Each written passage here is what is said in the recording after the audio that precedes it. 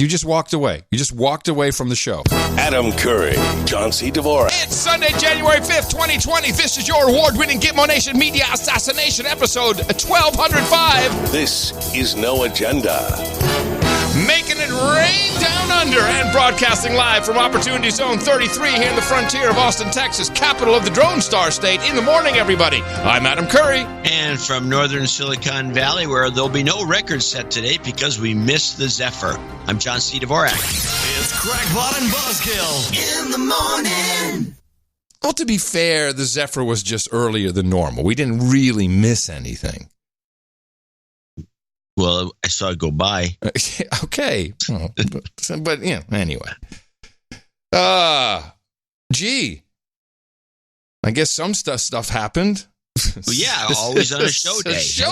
Show days is when it always takes place. But before we go into Iran, I do want to make mention that Thursday, by request from Sir Chris Wilson in Australia, we were requested to give yet another massive shake of our rain sticks, which are precision instruments. These are not just some phony baloney tourist thing. These were made by Sherry Osborne in Utah, and they work. Conditions have eased on the far south coast of New South Wales after fire threatened the town of Eden. Live now to our reporter Trudy McIntosh, who's in Eden. Trudy, take us through what's happened. Well, Anna, we're starting to see a sprinkling of rain here in the town of Eden, but as you can see behind me, there's certainly still plenty of smoke blanketing this area.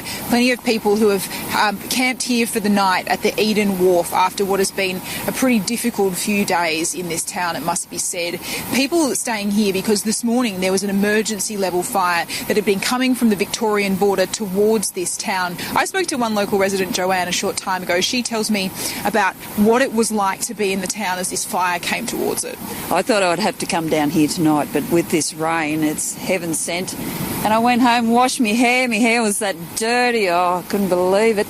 And the birds come out and they started singing this afternoon, so we figured that we're right. No, not out of the woods yet, but heaven sent birds and rain in Australia.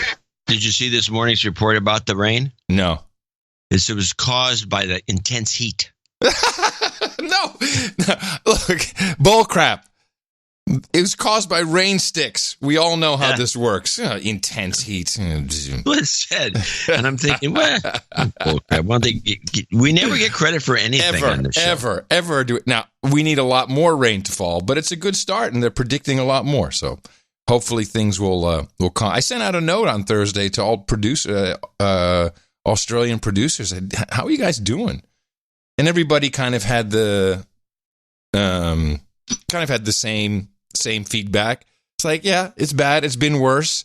But, you know, there was a lot that could be done. And, oh, yes, some of this may have been set by arsonists, which I think is with 85% of all forest fires, there's some chance of arson involved.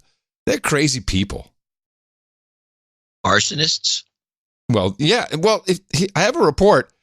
They actually know where the arsonists are, apparently, in Australia. Well, listen to this. The fire's destructive force was fast and furious. Now the meticulous investigation will soon be pouring over the devastated firegrounds all along the south coast. Vital work for the coroner, who will probe all aspects of the fire. There's an enormous amount of work to prepare for the coroner, not just with the burnt out buildings and structures, but also clear to the deaths of people that have occurred as a result of these fires. And a more sinister consideration, were the fires intentionally started?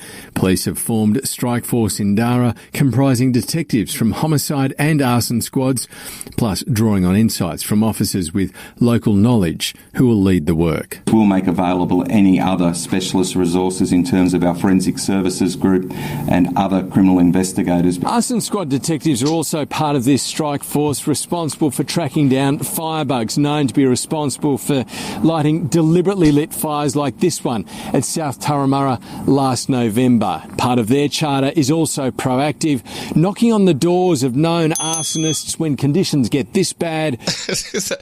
Hey, Mr. Arsonist. Hey, just want to check. Make sure you're not starting any fires. That's kind of weird. Well, it doesn't happen so much in this country because we find ways to throw the key away with an arsonist because I know. Because it's been determined it's not just it's beyond a sickness. It's a sexual perversion. Oh, I didn't know about the sexual perversion part. Well, it doesn't discussed a lot. But in Australia, you just go. You know where they are. You just go knock on the door. Hey, registered arsonist. Hey, set any fires lately? Hey, don't do it. Okay, don't do it. Knocking on the doors of known arsonists when conditions get this bad to prevent them from getting up to no good. Well, 7 News has been told. It's unbelievable. I find that very lackadaisical. Yes. If you have a tinderbox country, with this, have a tinderbox country, maybe you should keep a real, just not, happenstance, just drop by and knock on the arsonist's door. It's like when I was in Tuktoyaktuk, north. I was in the North Pole years and years ago. What was the name? Tuktoyaktuk is the name of it. Yes, it's a little bit above Inuvik, in the Northwestern Territories. And this was the Molson Ice Polar Beach Party with Metallica and Hole and Veruca Salt. And we cybercast it. This is a long time ago. So we're up there. How did you cybercast it? Oh, we had a MUX. We had 24... I've heard enough. Go on. 24 phone lines that we combined in a MUX with, was it 9600 baud modems. And so that's how we did the cybercast. Anyway, it was at the time we were there, it was 23 hours light during the day. And, you're up there and it's kind of like an oil rig area. And, just kids are driving around on their bikes midnight because it's, the sun's out. And where the whole crew is looking for something to drink, and which, of course, is not allowed in that area, in those territories. And so you kind of side up to a kid and say, hey, do you know any chance? And the kid immediately will go, oh, you want the drug dealer or the booze guy? Is that house or that house? That's kind of like the arsonist in Australia. Oh, he lives over there, mate. Yeah, just like that. But not only are we helping with the rain stick, apparently the Australian government even listens to our show. Well, that would be different. Yeah, the Prime Minister. He not only does he listen, he's taking our material. Boots on the ground. We have people lifting our material and not crediting us. I'm absolutely sure of that. Well, here it is. Boots on the ground, planes in the air, ships at sea, and trucks rolling into communities that have been impacted. It's just taking our material. Well, there's no subs in the water. It's not going to help much with the fires. Anyway. We wish Australia the best. We hope everything is going very well.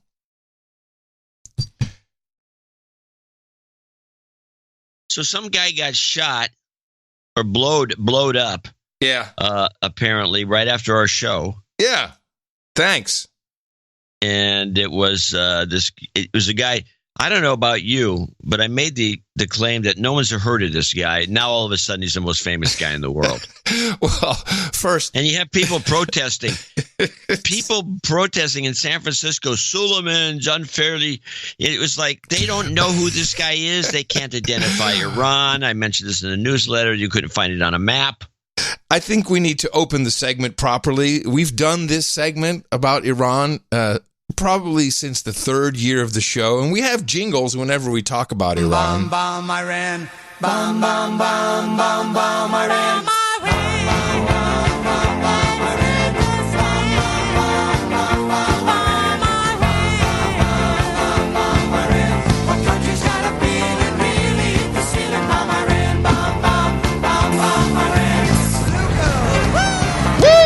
That's right, everybody. The war machine is rolling once again. Everybody loves a little bit of war with Iran because we all get to talk, and pontificate and talk and threaten and shake be fists, smart. To carry signs. Carry signs and be smart and tweet.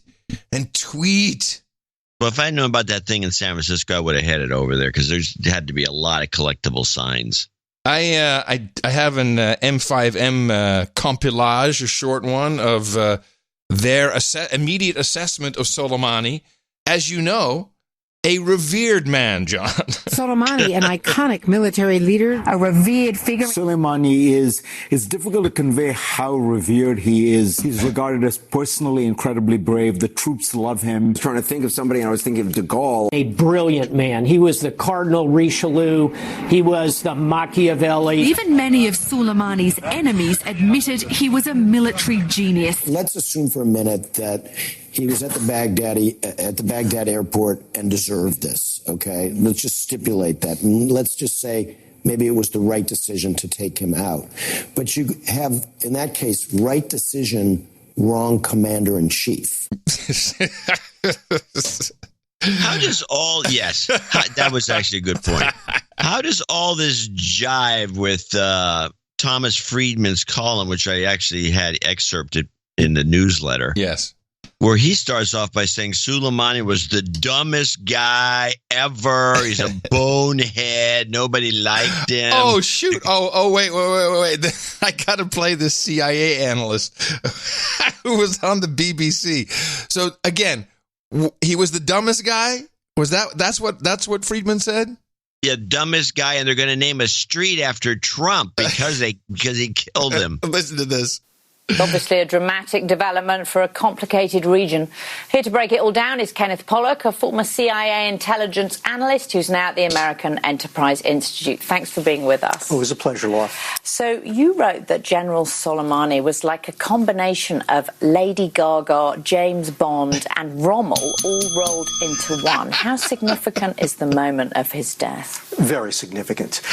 He was hugely important for Iranians. He was extremely popular within Iran. He was a critical element of the Iranian leadership, arguably perhaps the second most powerful man in Iran. Yes, just like James Bond and Lady Gaga rolled up into one. So we're getting mixed messages from the CIA the way I see it. Yeah, no kidding. And I'm guessing that Friedman's probably better connected than that guy. Yeah, I've heard he's a go-to guy for the BBC. Well, they should go to someplace else. Well, let's listen to some regular, just the normal, straight up reports. It's funny that one of the most objective ones, and I don't know if they would play it right away, is the Democracy Now! They actually did. I think they were more even-handed than ABC. Let's listen to. This is Sully. They're all called Sully. And this is ABC's intro. Oh, you want to do ABC first? I'm sorry. Yes, I want to do it first. Then we'll get to Amy. Amy took it. They all took it to 10 minutes. All the networks and Amy too. Okay. Everybody Big segment. Okay. Here's Democracy Now! ABC. As we come on, President Trump has now addressed the nation about that major escalation in the conflict with Iran. The U.S. drone strike targeting an Iranian military chief minutes after he landed at the airport in Baghdad. General Qasem Soleimani, the architect of Iranian intelligence and military operations across the region for decades, a revered figure in Iran. Today, thousands mourning and protesting in Tehran. Iran's supreme leader vowing harsh retaliation and revenge for the death of the man he called a martyr. But President Trump blamed Soleimani for the killing of hundreds of Americans and claimed he was actively plotting to kill more when he was found and terminated. The president saying he did not order the strike to start a war with Iran, but to stop one. And yet tonight, some 3,500 more troops are being sent to the region and others put on alert. ABC's chief global affairs correspondent Martha Raddatz leading us off with the timeline and the swift reaction. All right. So there was something. I stopped it there for some reason. Timeline, swift reaction. And by the way, the swift reaction. This was obviously not Trump's operation. No. Yeah, because Trump's not driving drones around following guys. And well, hold on. Let's just stop there for 1 second. About the drones, I looked up some of the statistics, and at this point in his presidency, under President Trump, there have been more drone killings than under Obama. And Obama was kind of the drone king. Now, granted, you don't hear about them much anymore. I think a lot of them are taking place in Yemen, and that's paid work for the Saudis. But I personally despise drone killings. And the reason is, first of all, it is absolute terror that you have drones flying around everywhere in the world except America. A drone flies and people duck and they're freaking out because, that usually means you're going to hear something next and then someone gets, blown to smithereens. I do not like this type of warfare. And we got to be very careful of being all jitty about it because we already have unidentified drones flying over Colorado. Now, granted, they're not the same platform as what we're talking about here, but these drones can carry some weaponry. And one day, we will have drone strikes on Americans. Oh, yeah. There's no doubt about it. So I'm just saying, don't get all too happy about this because it's fucked up shit, drones. I don't like it at all. Well, that's one way of putting it. Let's play. I'm going to back off from the ABC report. There's a switchback coming up. Never mind. Play ABC switchback dead end weird. This is the weird clip here. I wanted to separate it out. Mary, most members of Congress were not given a heads up about the president's action against Iran. And tonight, lawmakers from both parties are demanding more information. Both sides are eager to know what comes next. What's the broader strategy here? And what's the plan for if and when Iran retaliates? We do expect the full Senate will receive a classified briefing next week, and Speaker Pelosi is demanding the same over in the House. What exactly was that? Was the switchback there? I think it's because he started off with the assertion that nobody knew what was going on and they wanted to find out more, and then they never did even addressed it. Well, I think let's just talk about that response for a moment, where all of a sudden Congress has some kind of conscience, and they're like, well, you can't do that. The Congress needs to declare war. Let's just set it straight real quick. Ever since September 11th, 2001, or a little bit after that, we've had the authorized use of military force. As long as you can use the words terrorist in a sentence, you can operate under that and do anything you want, kill any. How do you think we got into Syria under Obama? Congress didn't authorize a war in Syria. If anything, Congress needs to shut up because we've been we've been conducting acts of war against Iran with the sanctions. I consider that to be actual warfare. They didn't condone. Actually, they did condone it. Congress is just beside itself. They don't know what to do because this is affecting their whole strategy for the election. Now, yes. While you mentioned the part about Congress should shut up, let's go to the CNN version of this report. This is an analyst who came on CNN who didn't think much of Soleimani. He thought he was a moron for going into. He just blows into Iraq on his own after the embassy attack. Just shows up like hi, how you doing? I'm here to see my boys. And so anyway, just play this so you get it.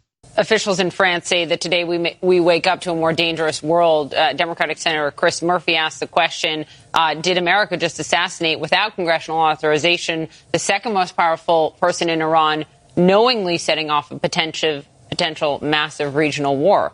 So is America safer without Soleimani this morning? What I would say to Senator Murphy is, why don't you just be quiet? Look, when has Iran ever demonstrated self-restraint? I mean, that's the question I have. So is the world more dangerous today? Maybe it's more dangerous, but when has it not been dangerous? When have we not been a target of a regime like exists in Tehran? I mean, it happens as a matter of routine. What I find amazingly brazen is the fact that Soleimani felt comfortable and he felt somewhat naive that he could simply show up in Baghdad, and in his role as the leader of the IRGC and the Quds Force, he shows up and he says, hey, guys, how's it going? How's this attack on the U.S. Embassy going? Absolutely brazen. And at that moment, in advance, we had built up intelligence, which was pattern of life, different forms of intelligence. And so we had this target folder on Soleimani, and this opportunity presented itself. And I'm certain what happened was we decided, the president made the determination, let's pull the trigger now. And it was, I would say, not causally linked to what occurred at the U.S. Embassy a couple of days before, other than he happened to be there checking up on what was taking place. Yeah, he's so smart. He's a genius. I mean, all you need is one of those drone target locator devices in your pocket, also known as a smartphone. That's how you target a guy like that. And I think I got a lot of briefings over the past 2 days, so we can get into that in a moment. I want to hear what other clips you have. I do want to play one brief one here from Debbie Wasserman Schultz. She is a congresswoman from Florida, not well liked here on the No Agenda show. And of course, she had to go where you mentioned just a minute ago that, we all know what this is really about. We know why Trump does these things. What I think is going on here, frankly, is that this action was taken more in President Trump's self-interest rather than our national interest. We had, damning developments in just the last day where emails came out that made it very clear that they covered up the real reason behind the withholding of hundreds of millions of dollars to Ukraine. Donald Trump was just impeached a week and a half ago, and we need to get to the bottom of how and who helped him carry out this illegal cover-up to allow him to withhold aid to help him politically and personally, allow Ukraine to interfere in the presidential election in 2020. That's outrageous, and I think that has a lot to do with what this is about. Somebody get Debbie Wasserman the latest memo, please. She's way off message here. Well, she used to write those messages and pretty much thinks she still has the ability to go freelance. She's gone rogue. We'll do it live. All right. Okay, let's go. Let's just skip the rest of the ABC stuff. It's not that good. Let's go to Amy. This will be Suli Rundown WTF1 democracy. The United States has assassinated the Iranian commander, Major General Qasem Soleimani, in a major escalation of the conflict between Iran and the United States, which now threatens to engulf Iraq and the Middle East. President Trump authorized the drone strike that killed Soleimani at the Baghdad International Airport. It killed also 4 other people, including a high-level Iraqi militia chief. This happened Thursday night, U.S. time, Friday morning in Baghdad. General Soleimani has long been one of the most powerful figures in Iran. He was the leader of the Islamic Revolutionary Guard Corps Quds Force, Iran's powerful foreign military force similar to a combination of the CIA and U.S. Special Forces. Iran called Soleimani's assassination an act of international terrorism. Yeah. Did you hear what she said? What part? She said that Trump called the assassination of Soleimani an act of international terrorism. Let me hear that again. Powerful foreign military force similar to a combination of the CIA and U.S. Special Forces. Iran called Soleimani's assassination an act of international... No, Iran, not Trump. Iran called it that. Oh. Well, and I misheard. I'm hoping for the best. Okay, you're right, Iran. What are you doing, Dvorak? I'm losing the plot. Yes. Let's go to Rundown 2. If the Islamic Republic decides to challenge and fight a country, it will do so unequivocally. We are strongly committed to our country's interests and our peace. We are strongly committed to the dignity of our country. We are strongly committed to the progress and greatness of our country. And if anyone threatens that, we will, without any hesitation, confront it and strike it. The targeted assassination came after members of an Iranian-backed Iraqi militia and its supporters attacked the U.S. Embassy in Baghdad and set fire to a gatehouse in response to a slew of U.S. airstrikes in Iraq and Syria that killed 24 members of the Iranian-backed Iraqi militia, Kataib Hezbollah. These strikes were in retaliation for the killing of an American contractor in a rocket attack in Kirkuk, Iraq, a week ago. So they're, I don't know about you, but it seems to me that the Iraqis have no control over their own country. All this action is Iranian. Oh, yeah. Well, I have a bit of an analysis. I want to wait and see what clips we get out of the way first.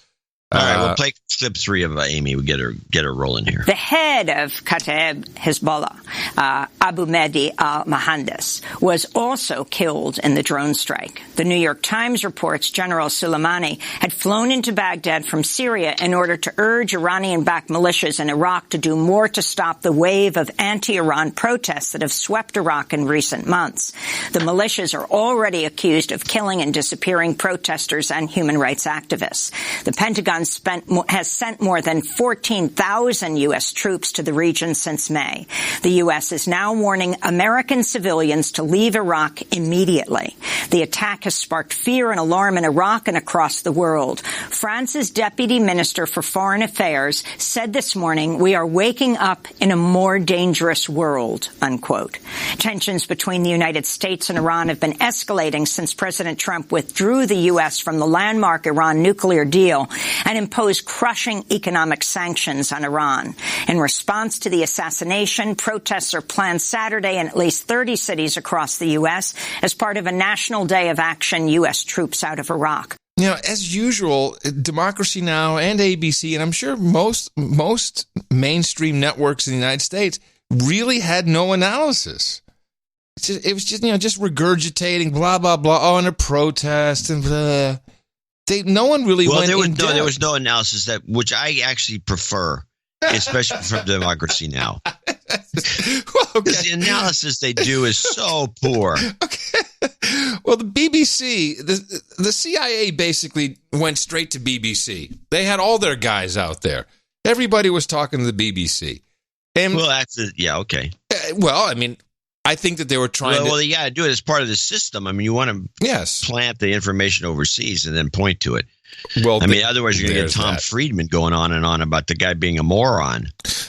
So I have a couple of clips from the BBC News Hour regarding, the whole sequence. So first about, the actual reasoning for doing this. Well, here's the clip. I've spoken now to 2 officials who were briefed on the intelligence that led to this strike. And what they're both saying is that the claim that there was an imminent attack that would have claimed... What? I said, is she in a library? Why is she whispering her report? Well, it's a very serious matter. What they're both saying is that the claim that there was an imminent attack that would have claimed hundreds of lives is razor thin. In fact, the intelligence showed 3 things. Number 1, there was a pattern of travel for General Soleimani that showed that he had been in Iraq, in Lebanon, and in Syria, meeting with Shia proxies that are known to have a confrontational relationship with the U.S. Number 2, there was chatter of a conversation between this general. Yeah, this chatter word actually popped up a couple of times in emails that I was sent from people. Hey, there's chatter over. Whenever someone says chatter, I'm thinking you're a spook. Because unless you're copying something from a spook verbatim in the news. 2, there was chatter of a conversation between this general and the supreme leader of Iran, where the general said something on the order of, I would like to have approval for this operation. And the leader of Iran asked him to come to Tehran for consultations, basically not giving a go-ahead. And thirdly, there's been a pattern of increasing bellicosity towards U.S. Interests in the area that we saw with the attack on the walls of the embassy. But what the officials are telling me is that even though 1, 2, and 3 are worrying, it is not evidence of what we have been told, which is this imminent attack. So there was a conflation, if you like, of these 3 bits of evidence. And a deduction that something big was planned and that the targets were American. That's right. And as one official put it, it was an illogical leap. So this I thought was interesting because what it implies is that there was a difference of opinion between the supreme leader of Iran, I guess that would be Khomeini, and Soleimani. And Khomeini didn't want him to go ahead with this, didn't want him to do this big strike, which is apparently what we counterstruck. I thought that was interesting that there may have been some disagreement in the ranks there. Trump was subsequently presented with a smorgasbord of options of things he could do. And mind you, I think that the president's coming into a room, and the only people he might be able to trust there are his daughter and her son-in-law. But then again, no, probably not. Everybody there hates Iran. Everybody wants to bomb the shit out of them. So he chose the extreme option.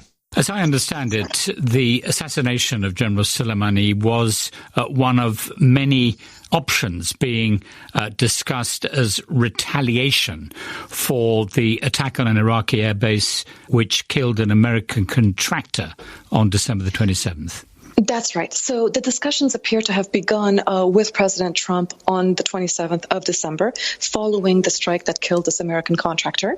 And at that point, he was presented what one source described to me as a menu of options, where the killing of Soleimani was basically the far out, most extreme measure that could be taken. At that point, on the 27th, the president himself did not choose that option. He chose a more moderate path, which was a strike on several bases that were linked to this Iranian-backed militia in Iraq and in the region. However, soon after that, what we saw was an attack by Iranian-backed elements on the wall of the U.S. Embassy. And at that point, President Trump decided to go for this much more extreme option. Yeah, I'm going to call bullcrap on that. So Agent Orange, our military intelligence, he actually called me Friday. Rarely does he call. He called me to explain what he thought was happening. I got a lot of different briefings from people. There's some Pechenic information as well. But I think that something else is going on here, and that this may have been a very interesting move by Trump. Although, again, I'm against all drone killings. I don't like it at all. So, Soleimani, a little bit of background, which I don't think anyone gave any proper background. He's a hero of the Iran-Iraq War. He was promoted to division commander when he was 23.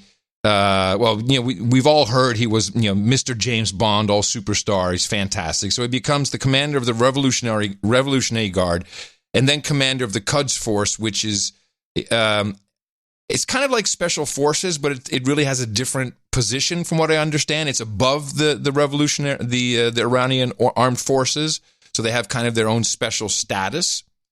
So during when Ahmadinejad was in power, the Revolutionary Guard, there was a privatization scheme that got underway, and the RG, the Revolutionary Guard, came in possession, really, or control of a lot of important organizations. They had economic power. They were given control over border regions, the Secret Service, the Straits of Hormuz, all the Revolutionary Guard. But also they had smuggling networks, money laundering, really proxy wars. That's what this guy was doing. And he was the master of the proxy war strategy. Close ties to Putin, and which of course ties into everything that happened in Syria. So this guy, in short, formidable force. He had, what they say, 50,000 troops, armed and trained, shutting down the Gulf of Hormuz, making us shoot down our own drones over the Straits of Hormuz, not the Gulf, the Straits of Hormuz. Whether they shot it down or we didn't doesn't make any difference. But because of this guy is also a political force to be reckoned for. And once Khomeini started tweeting back at Trump, which we saw with the so-called breach of the green zone and the embassy, which, you and I, this thing, it's a fortress. You cannot get in. You can get in through the first wall if you have a pass. And you'd only get that far if they let you in. Yeah, and you got a pass and you can come in. There were special forces there. I have pictures of special forces there as that was taking place. So no way was there any danger of anything really happening. So that may have been part of a setup. And I think when you see Khomeini and Trump tweeting back and forth, "Whoa, we're going to kick your ass. Well, we'll kick 52 of your asses for every one of those people you had in 1979. Then I knew it. The show is on. Everything's determined. It's all over. This was something that benefits Khomeini. It benefits him to have this guy out of the way. Trump has wanted to have a deal with Iran, and now they're just playing playing the game back and forth to make it all look real. I think that this may have even been done in cahoots with the mullahs and with Khomeini. Well, that's an interesting thesis, because if it's true that he didn't want this Soleimani to do some plan, and Soleimani's probably pretty much of an independent contractor at this point, he could do it anyway. Very much so. He has to be taken out. Yes. So there could have been some back channel action saying, yeah, it's okay. Why don't you just blow him up and we'll deal with it later. Now, and mind you, Soleimani was in Iraq. Let me just get my notes here. He was in Iraq because there was bad blood with al-Amir. Al-Amir is the leader of the Badr party in Iraq. So there was already all kinds of strife. And I think al-Amir actually, so al-Amir was supposed to have a meeting with Soleimani. He cancels, sends his deputy, who also got iced in this drone strike. So, took out his own possible political foe or adversary, second in command in Iraq. I'm not going to say Trump is the genius mastermind behind this. I think it would be more something that Khomeini himself came up with. But to me, and every Iranian you would speak to, and I know many of them, they always say the same thing. The Khomeini and the Americans are all playing together. It's one big game, and they know it. But this guy, who they got rid of, I think he may have been a real problem, and it may actually change things for the better. A deal could be possibly in the future. I certainly don't think we're going to see anyone, we're not going to see retaliation. We already had a sorry-ass, lame, fake news bull crap. They hacked one of the United States government websites. Did you see this? Yeah. Of some division I've never heard of. Now, there's a question that has never been asked. It never crops up. I can't find the answer to it. And it seems somewhat important. It's the progenesis of the whole thing, which is they keep talking about the American contractor. Who was this guy? Yeah, it's a good question. Was he a CIA guy? Well, was he a NSA guy? Was he some bonehead from Bechtel? Who was he? What's his name? Well, yeah, we don't know that. At least I haven't found it. But 30% of all activity is done by contractors. This is why these a-holes love war. It's because it's commercial business. There's big money. It's been completely outsourced. So before we continue, let me just give you a few choice sound bits here of who people think will get killed in retaliation, or who the possible targets could be. Oh, yeah, we're going to turn this into a really big, super shit show. Yet, previous US presidents, when given the opportunity to kill him, passed on it because they were fearful of what it would unleash. So what could the consequences be this time? Well, this is the problem, Laura. We don't know. But you're absolutely right. Previous administrations certainly thought about, may have had opportunities. As they characterized it, they passed on those opportunities because they didn't know how Iran would respond. And it's dangerous business for states to start killing off each other's highest level leaders. We probably wouldn't like it if the Iranians killed off someone like a Mike Pompeo, who's more or less equivalent to Qasem Soleimani in their system. Okay, there's one vote for Mike Pompeo. Let's go to Senator Tom Udall. And I think what the president has done here, killing this major general that is a part of the defense establishment in Iran, is the same thing as if they had attacked us and assassinated our Secretary of Defense on a foreign trip someplace. This is getting us into a very bad road and putting us on a very bad path. Secretary of Defense, of course, no one knows Esper, so it wouldn't even make the second page of the newspaper. Let's talk to the U.S. NATO Admiral James Stavridis.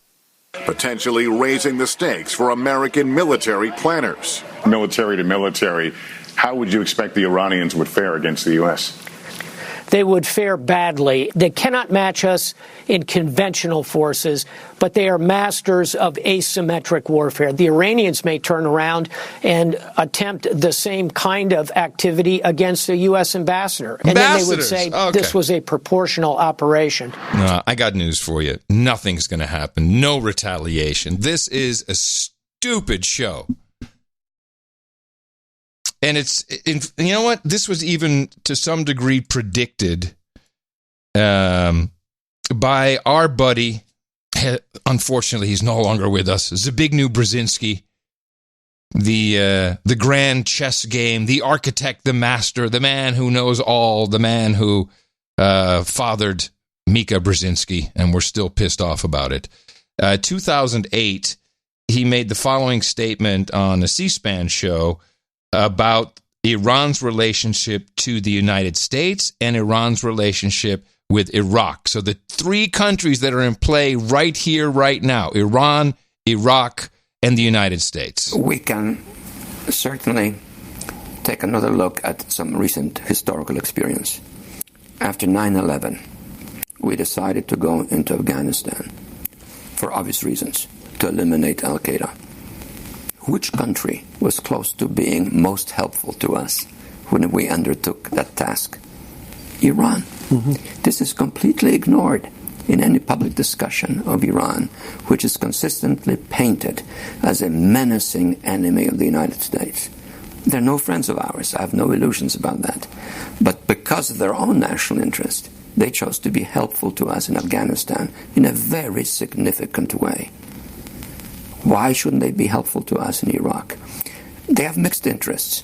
They don't like the Iraqis, Sunni Arabs, previous rivals, but at the same time, they don't like our presence there.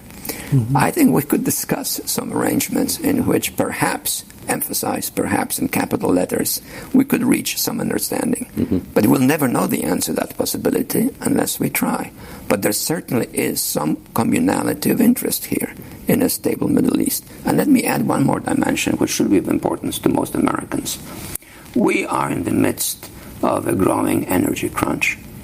Have we spent any time publicly discussing what would be the consequences for energy of an American-Iranian accommodation? What would happen to the price of oil if there was this dramatic increase in Iranian flows? What would happen to the objective of energy diversity for Europe if Iranian oil and gas could flow through Turkey to Europe? These are strategic interests of ours, which are being completely ignored in a kind of blind antagonism that is self-perpetuating. So there's all kinds of reasons for us to be working with Iran. Secretly. It's important that's the most important part, because Saudi Arabia, who's our big buddy, exactly. They hate Iran. and for a whole bunch of reasons, not just oil, something about religion. They disagree on stuff. And we're their pals, and we have to an extreme. Yep. And we can't be doing the bidding of Iran, which is what we have done on the basis of your theory, by blowing up this character who they maybe wanted dead because he's getting to be uppity. He's very annoying. He's causing a lot. Well, he's a big dog on campus. So yeah, I think that this is much more devious than we're seeing. It definitely benefits Trump by getting everyone off of impeachment, talking about something else. So there's no doubt that helps. Well, the funny thing about Trump's reputation, the right-wing talkers don't see it the way you do, or I do for that matter. They see it as the following. Obama, he had a shot at this guy. He never took it. And Clinton could have killed Osama bin Laden 2 years before 9/11. They had a shot at him, and they wouldn't take it. So everybody had these shots at these guys, and history would have been so much better if, like, for example, Clinton had killed Osama bin Laden when he had the chance. Right. Of course, that doesn't include the possibility that Osama bin Laden was working for us all along. Yeah. And may not even be dead. But that's beside the point. Clinton had a shot at him, didn't take it. Or Obama wouldn't take a shot, even though Obama's shooting everybody out of this, with his drone list. Let's kill this guy today. Yeah, well, he had the kill list Tuesday. The kill list. But Trump again, under Trump, there's been more drone killings. Very disappointed in all this. And to top it off, I can't believe the president said this. As president, my highest and most solemn duty is the defense of our nation and its citizens. No! It is to defend, uphold, protect the Constitution. That is your oath. That is your highest order of business. That is your duty. Oh, God, I despise that. So it may, what it will do for sure is set the machine rolling. Everybody gets to tweet. Everybody gets to say something. Did you see what Rose McGowan said? Oh, she's nuts, that woman. Dear Iran, the USA has disrespected your country, your flag, your people. 52% of us humbly apologize. She speaks on behalf of 52% of the country, apparently. We want peace with your nation. We are being held hostage by a terrorist regime. We do not know how to escape. Please do not kill us.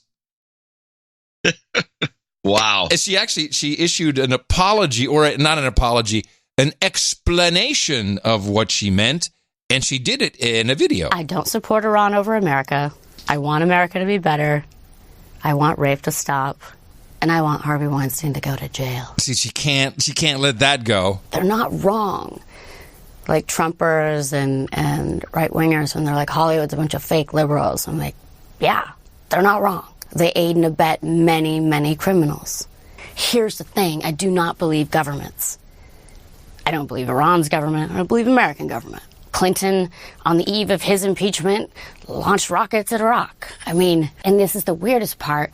I became so disenfranchised with the Democrats after learning the extent, knowing how closely Weinstein worked with the Democratic Party for years, how interlinked he was. And I always said he was Hollywood's cult leader, but he was protected by the Democratic Party, for sure.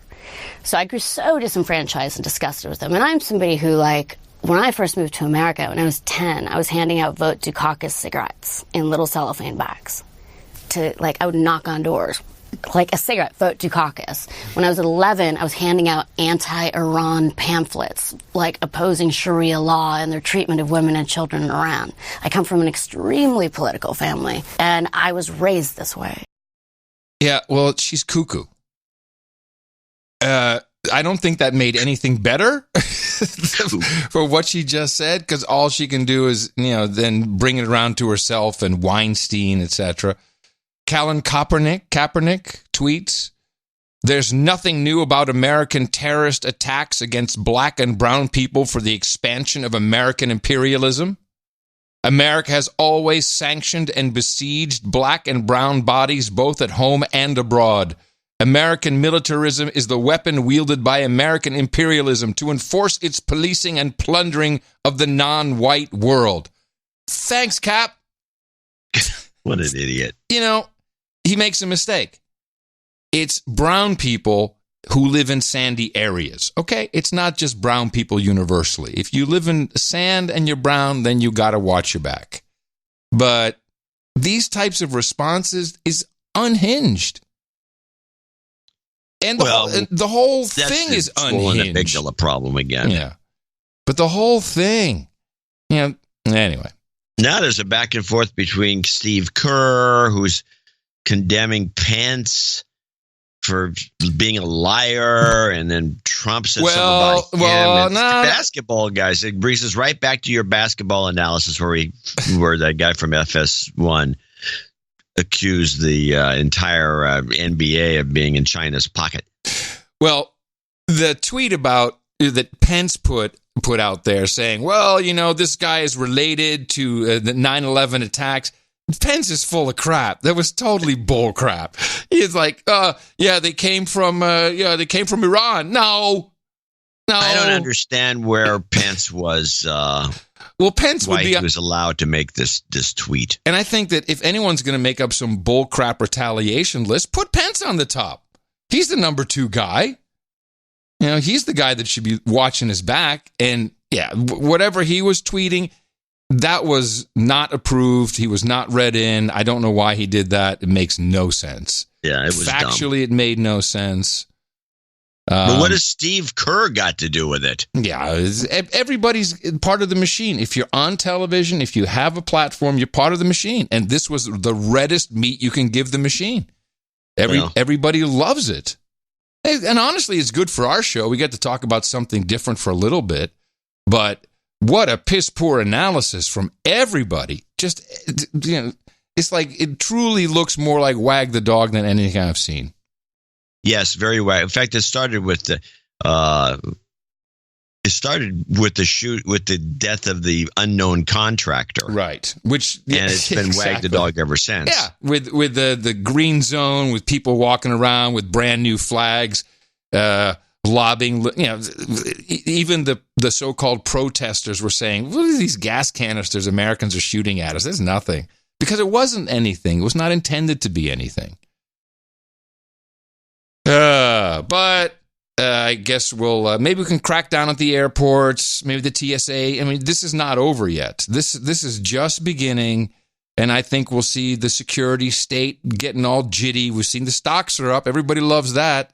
Oil's going to go up. It's fantastic for everybody. Oil's going to skyrocket. Yeah, except for the schmoes. Although it should, because Iranian oil's not even on the table. But they figure that, well, maybe this will escalate and it'll affect the other oil-producing regions.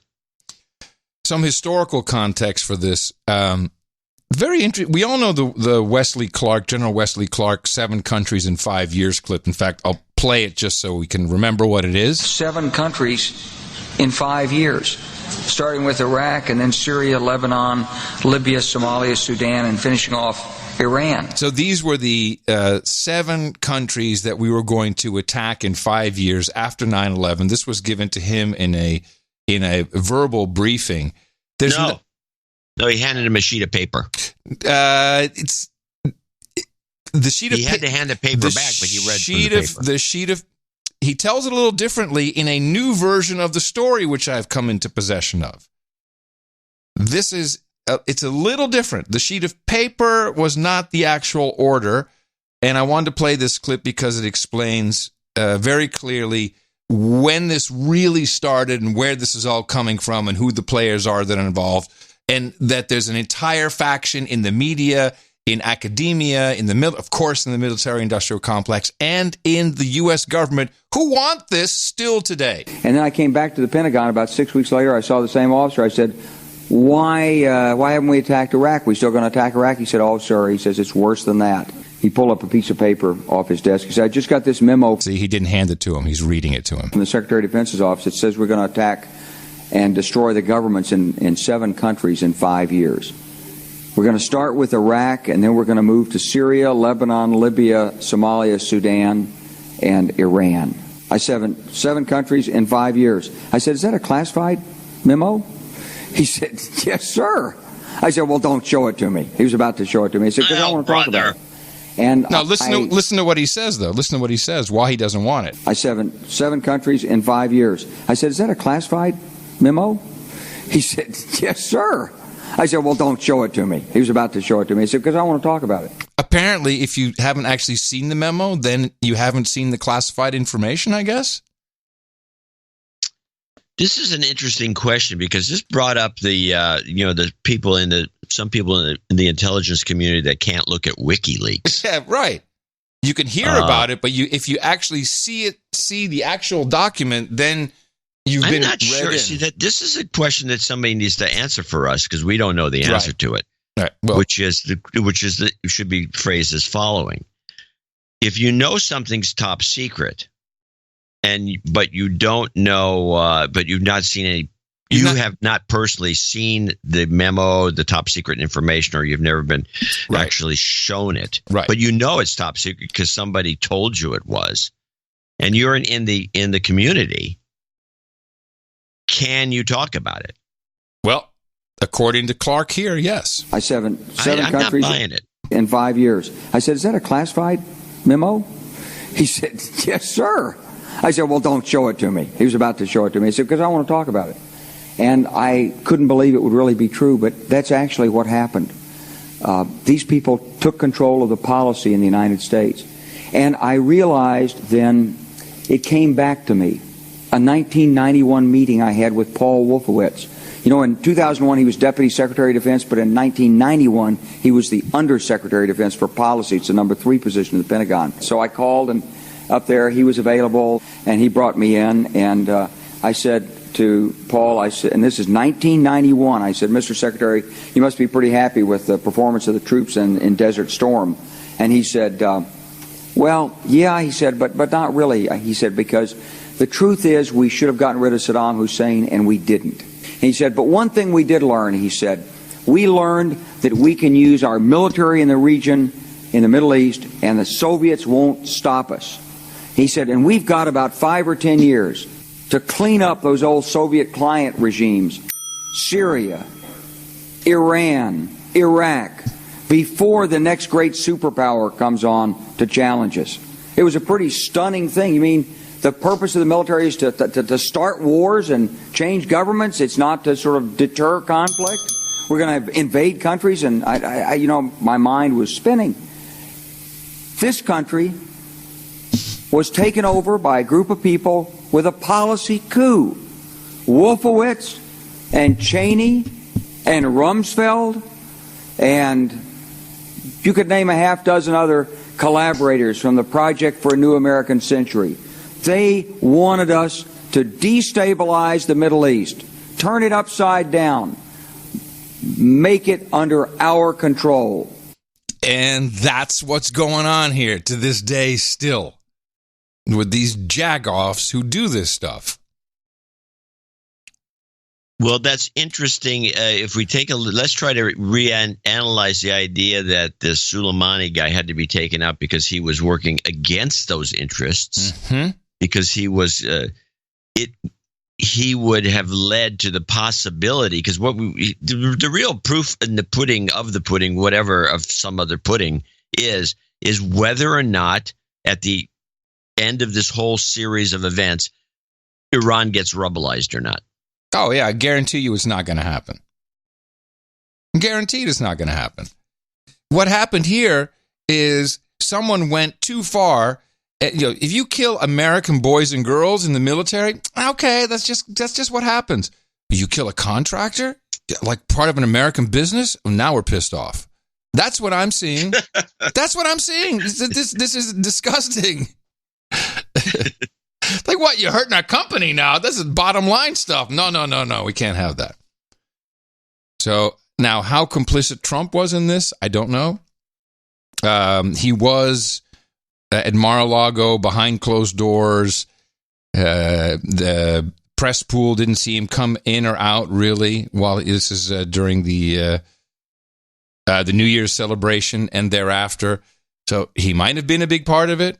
I don't know. Most of the reports that I have, and I still have a lot of clips, which we don't have to play now. No, I'm interested if there's anything good in there, of course. But there was mention of Trump during the whole thing, playing golf. I thought he was eating ice cream again. Wasn't that the report? He's eating ice cream. I heard he was playing golf, but the playing the golf didn't match the timeline, because he, generally speaking, plays golf in the morning while we're doing our show. Right. And this happened later. It was in the early morning over there, but he wouldn't be playing golf after it gets dark. Nobody plays golf at night. You lose the ball. Yeah, it's not a great time to play golf. Yeah, so I don't know how complicit he was, but just looking at the show that's unfolding, this is 21st century warfare. This is 21st century stuff. Now, we're used to it here. Trump tweeting around, blah blah blah, whatever. But for Khomeini to tweet back, that was the tell for me. That's like, okay. He's like, hey, Khomeini guy, listen up. Tweet back at me, man. Come on, clap back. I'm gonna say something. You say something, and then we'll talk about stuff. And you threaten, I'll threaten. And meanwhile, let's work on a deal, man. Let's work on a deal. We'll work something out. You stay in power. You stay big. Well, I think my analysis is clear, but complete wag the dog scenario. and we'll see how long the media can run with it. Oh, they'll take it as long as they'll try to scare the public as best they can. Well, but the problem is, for them, it's detracting from impeachment talk. So there are agendas here at home I'm that sure need to be satisfied. they're hand-wringing over this. Yeah. Yes. The more we talk about this, it's going to make Trump look good. You can't have that. There's no doubt about that on my mind. Now, let's play this. There's Amy. She gave her now. She goes on and on with a very long explanation of everything, but she does bring this guy on, to discuss it. They never bring anybody on that's balanced. They bring some socialist on, but they did bring this guy on. And I just want to play a little bit of this. He's from the Quincy Institute, which is some new think tank. And by the way, this is where you make money. These think tanks, they just get a bunch of money. In this case, I don't know who he gets the money from, or him and the Quincy Institute. Mm-hmm. Do you name it after some founding father's kind of name, Quincy, John Quincy Adams? So you give it some name like that, the Hamilton Institute. Well, you either use that or you put the word freedom in there. Yeah, freedom. Heritage. It's all good. All good. So this guy comes on. He's got absolutely nothing to tell us except he just doesn't like Trump. Welcome to Democracy Now! Trita Parsi, your response to the assassination of Soleimani. I think a couple of former Obama officials on TV yesterday put it best when they said that this is an act of war. And it's an act of war that took place without any consultation with Congress, any approval from Congress, any authorization from Congress. It's fascinating to see that the last couple of days, Pompeo has been spending a lot of time talking to the foreign ministers and the leaders of Saudi Arabia, the UAE, and Israel. And not until today did he actually start making phone calls to the Europeans and others. So this is something that is going to be a major point of escalation. It's a decision that I think ultimately has made America less rather than more safe. I think that's clear from the decision by the State Department today to urge all Americans to immediately leave Iraq. Rather than ending these endless wars that Trump promised his base that he would do, he's sending more troops to the Middle East. He's doing things that is further destabilizing the Middle East and that will probably trap American servicemen and women in the Middle East for a longer period of time.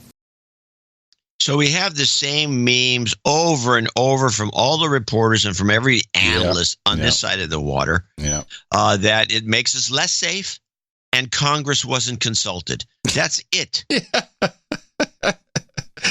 That's all they got. That's all they got. Congress wasn't consulted. And as you pointed out, and everybody really knows this, Congress doesn't need to be supported. Or, I'm sorry, informed about a drone hit on someone? No. When have they ever been informed of it? When Obama had his hit list, was he calling Congress up and saying, what do you think, Nancy? Should I kill this guy at the wedding? We went into Syria without a declaration of war. Come on. But that's just grasping at straws. But more importantly, did I hear you say that there's real money in these think tanks? Is that possibly the exit strategy we should be looking at? There's real money in these think tanks if you know how to manage one. You have to have. We need somebody out there who can do grantsmanship. So I think we should have the Curry Dvorak Lincoln Washington Consortium. Don't you think so? Doesn't that sound official? Consortium group? No. What do we need? Curry Dvorak Lincoln Washington Confab. No. I'm looking for the right Lincoln, word. Washington, just a good beginning. Curry and Dvorak, who are those guys? So just put Lincoln, Washington Consulting? Washington, Lincoln, Washington. Yeah, Lincoln, Washington, Lincoln. You'd have focus group this baby. Can we just throw JFK in there for good measure? Lincoln, JFK. No, JFK's out. No, he's out. Okay, so I think the Lincoln, Washington Consulting Group. Yeah. Okay. It might work. All right. Lincoln, Washington. Who's Lincoln? Who's Washington? Well, you know. And we have to greatest president ever. The founding father. How about strategy group? That's better. Lincoln Washington Strategy Group. People can watch this in real time as we develop this. And with that, I'd like to thank you very much for your courage and say in the morning to you, the man who put the C in the Lincoln Washington Strategy Consulting Group, John C. Dvorak. Well, in the morning to you, Mr. Adam Curry. In the morning, strips of sea boots on the ground, feet in the air, subs in the water, all the dames and nights out there. It was quite a stretch. In the morning to the trolls in the troll room, noagendastream.com is where we love to see you hang out on our live show day. Is currently 1,376 trolls on the stream. We know why, because it's a big day. We had an event on a show day, and the next show day we break it down. I think we've delivered at least a reasonable deconstruction of what is taking place here. Certainly better than the amygdala enlarging crap you're going to get on the mainstream media in the coming week, or coming days, or coming weeks.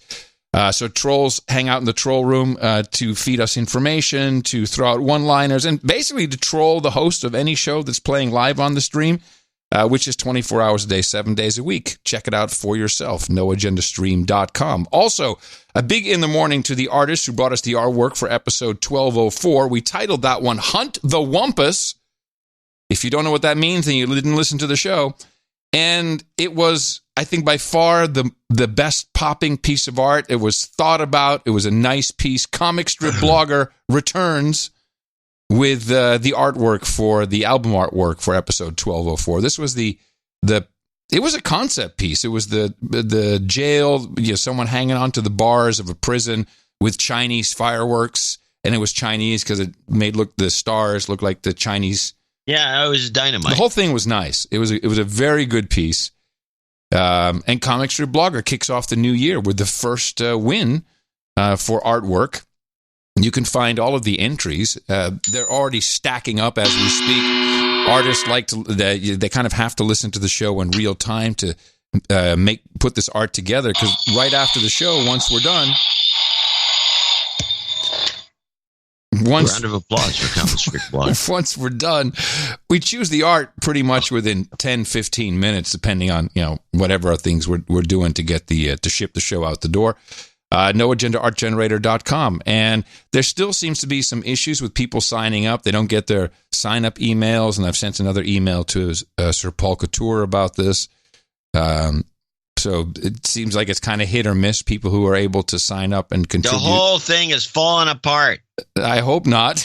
Internet. It's the microservices of the No Agenda show that are falling apart. And boy, are we built on microservices. We barely run anything ourselves. It's all part of our Value for Value network, which is the great thing about it. The briefings I received, clips, producer notes, personal experience. It's because the people who listen are the producers, and many of them check in every single show as an executive producer or an associate executive producer because they supported us financially, and we'd like to thank some of these people. Now, we think we have the whole list. Eric the Shill was back in Tumbleweed Terror in the Pacific Northwest, and is this a storm that's going on, that their power keeps going out up there? Windstorm. Yeah. Is this a... I've not heard of this happening. Well, that's what happened with the tumbleweeds. No, I mean, it's happened twice in a week, but is this something historically that takes place? This is the weather. This is what bothers me about you. Me? Yeah. We have the fires in Australia. We have these crazy windstorms that make no sense. And not once have you brought up the idea of a weather machine. I've been waiting. I call it as I see it. Australia is clearly the arsonist who they just knock on their door and say, hey, time to go. And I don't know what's going on with Eric the Shill. Well, the wind is a problem in Australia too. Well, I mean, the reason those fires are out of control is because of the wind. And when we had these fires in California recently, the Paradise Fire and all the other ones last year, the year before, it was all wind based, and they had the wind. Now they're shutting down our power, and PG&E shuts down the power for the wind. Wind, it's like we never had wind before. What's causing this wind? This new wind. I'm sorry, I was focused on Wag the Dog. From the wag to the wind. I'll take note. I'll work on it.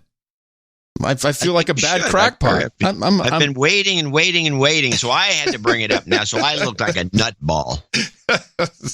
Let's thank some of our executive producers. Well, let's start with Sir Obi-Wan of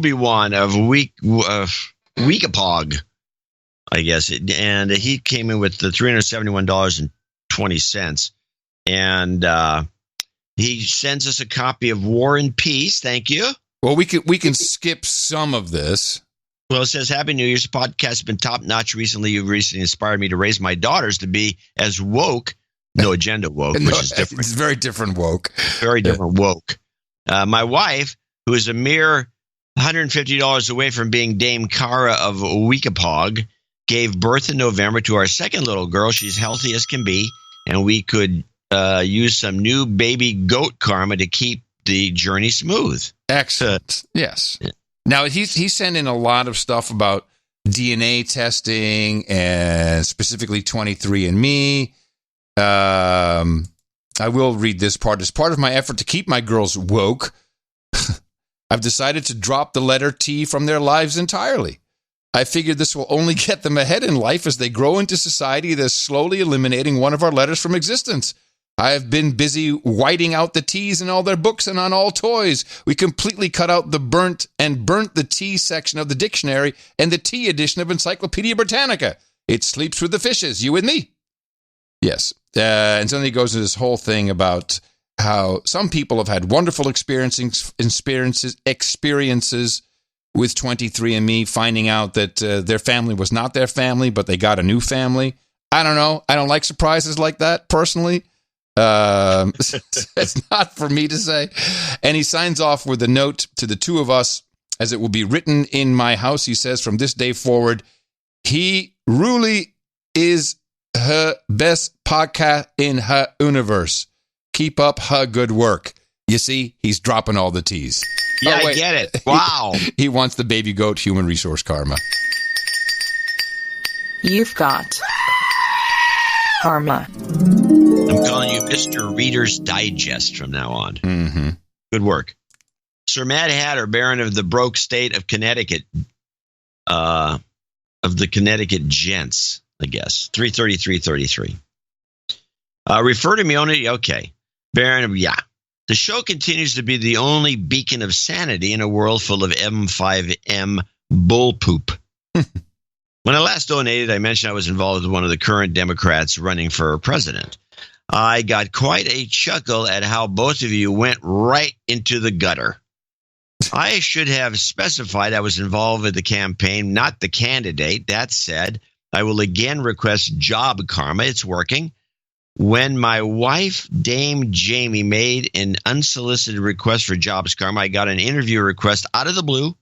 When I made my last donation, I got a follow-up for a second round, January 6th. I had an interview with the CTO hiring manager, and I want to make sure that the karma is fresh. Remember me with a new job. What?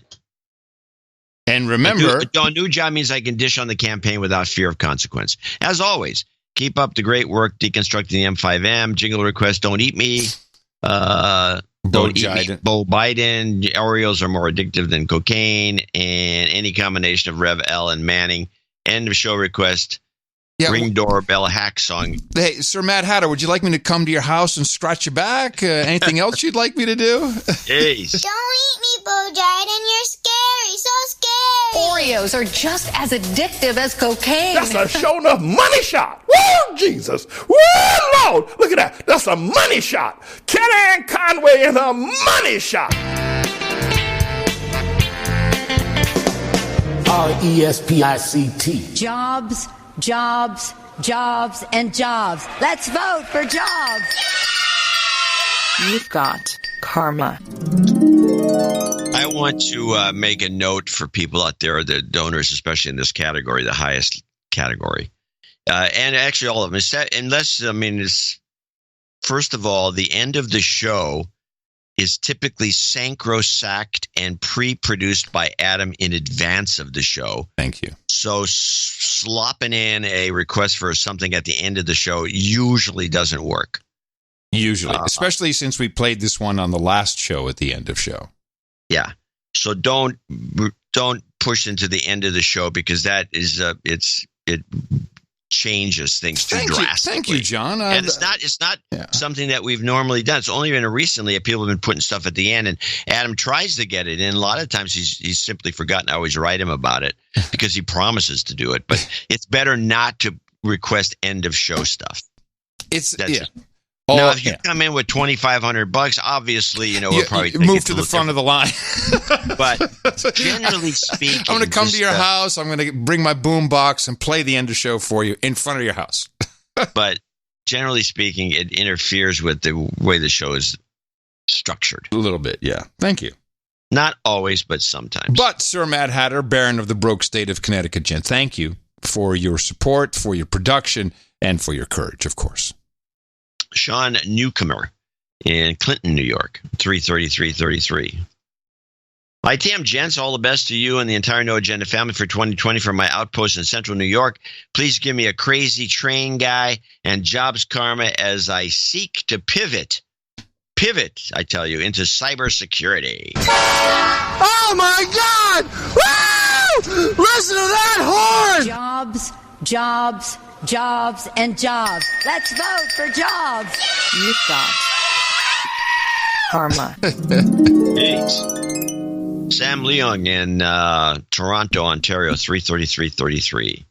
ITM gents, consider this a contribution to Adam and Tina's fund to tour John's studio. Hopefully it'll cover some of Adam's breach of the non-denigration agreement as well. Well, I've gotten a lot of comments about your request for a non-disclosure. If I were to be allowed by God's grace to see your studio for once in my life. And a lot of people responded immediately by saying that they were shocked. I mean, shocked, they tell me, that you of all people who considers non-disclosures to be an incredible breach on First Amendment rights and freedom of speech. It's quite odd that you would take this as a tool against your colleague. But otherwise, I can see that. I can see somebody coming up with that. Sure, and I agree. I think I'm the last guy should be demanding non-disclosures, non-disparagement documents to be signed. Right. Well, you're right. Yeah. Everybody out there is exactly right, because I hate these things. They're stupid. But yet you're going to make me sign one so I can't talk trash about your studio, even though I would only say nice things. You've already given it away. You gave it away right there. You couldn't help yourself. Without even seeing the studio, you said you're going to talk trash about it. No, that's your insinuation that I would talk trash about it. Well, you said it. Why else? Why are you worried? What are you hiding? What do you have to hide? Do you have something to hide? You must have something to hide. Is there something you don't want to tell us about? What's going on, John? You got something to hide? Headline: former MTV VJ crushed in collector's home. The pile fell over. The pile of wooden Indians fell and crushed him. Onward. Thank you very much. By the way, Sam Lang and his wife, I believe they had a brand new baby resource. He's not claiming it here, but I think they might have a new resource. So I'll say congratulations. Well, he's one of our oldest. He's been around Sir Sam. Yes, he's one of our oldest supporters. Longest Not old running. in age. I mean, he's one of our long-term supporters. He's always been supporting us. So just in case, I'm going to give them a little new human resource karma. You've got karma. Meanwhile, we have a second edition of War and Peace, this time from our associate executive producer, Sir Dave, Earl of America's Heartland in Saudi Arabia. This is Fugazoto. Yep. And but his stuff is always interesting because he floats around somehow magically from place to place. He's an interesting guy. Many of our producers, an OTG kind of guy. Very interesting kind of guy. This is my first donation of the new year, and offset by a week from the first 2020 show. By the way, he gave $220.20. Nice. Which is a lot of 20s. Just in case, here's a good holiday, in case there's a post-holiday slump, and indeed there was. Yeah. Dame Melody, Dame Isabella, and I had a lovely 25th of December here in Riyadh. And I had an opportunity to show them around this fascinating country. They left yesterday, and despite Saudi Airlines' best efforts, actually got home to Middle America a few hours ago. So now he can talk because he's alone again. They can't be kidnapped. Now the countdown begins to our next meeting. Regarding Dr. Bronner's Castile soap, I'm a couple of years younger than Adam, but when I was a Boy Scout, Dr. Bronner always came along in my backpack on camping trips. Well, it was somewhat effective as soap. It was exceptionally aromatic, which after a few days on the trail was also appreciated. According to the microscopic print on the bottles. Have you ever seen one of these bottles yet? Yes, I did, and I love his little rundown here of what's actually on the bottle in the microscopic print. Yeah. He says, Dr. Bronner can serve as a shampoo, body soap, dog soap, dishwashing soap, laundry soap, toothpaste, mouthwash, deodorant, massage oil, and ice cream topping. Mucilage, drinks, mixer and degreaser, personal lubricant, motor oil, refreshing beverage, laxative, solvent, antiseptic, bug repellent, etc. This is an outstanding product. It's really a great product.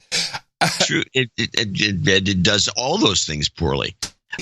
Truly a miraculous product. Everyone should keep a bottle close at hand. And surprisingly, despite its many uses, it's not on Saudi Arabia's prohibited list. So everyone soap up. I was mesmerized by the multiple. When I was in the Middle East at one time, it was before 9/11. You couldn't even bring up a cell phone or a camera into Saudi Arabia. Oh, no. I was mesmerized by the multiple usages, but was smart enough even then to know that despite its useful nature, the political rantings of Dr. Bronner's manifesto was BS. Hopefully, the millennial fascination stops at the doctor's cleansing properties. Certainly, listening to the No Agenda show, a.k.a. the best podcast in the universe, is an antidote enough to counter any of these multi-purpose, more corrosive effects, which he's talking about the messaging on there. So a bunch of communist stuff. Yeah. Anyway, here's to another year of No Agenda, continued presence of the cornerstone of my amygdala management program. May we, the No Agenda community cult, find blessings abundant in the new year. You give some. I like the amygdala management program, also known as AMP. Kind of like that. Yeah, amygdala management. AMP. Yeah, AMP. Yeah, AMP. It's perfect. Amygdala management program. Got a lot of amps going on. Yes, for sure. Give them some. Yeah, karma from both of us, and for Isabella and Melody. You've got karma. Thanks a lot, Dave. Sir Pipkin of the Space Coast in Louisville, Texas, 20202.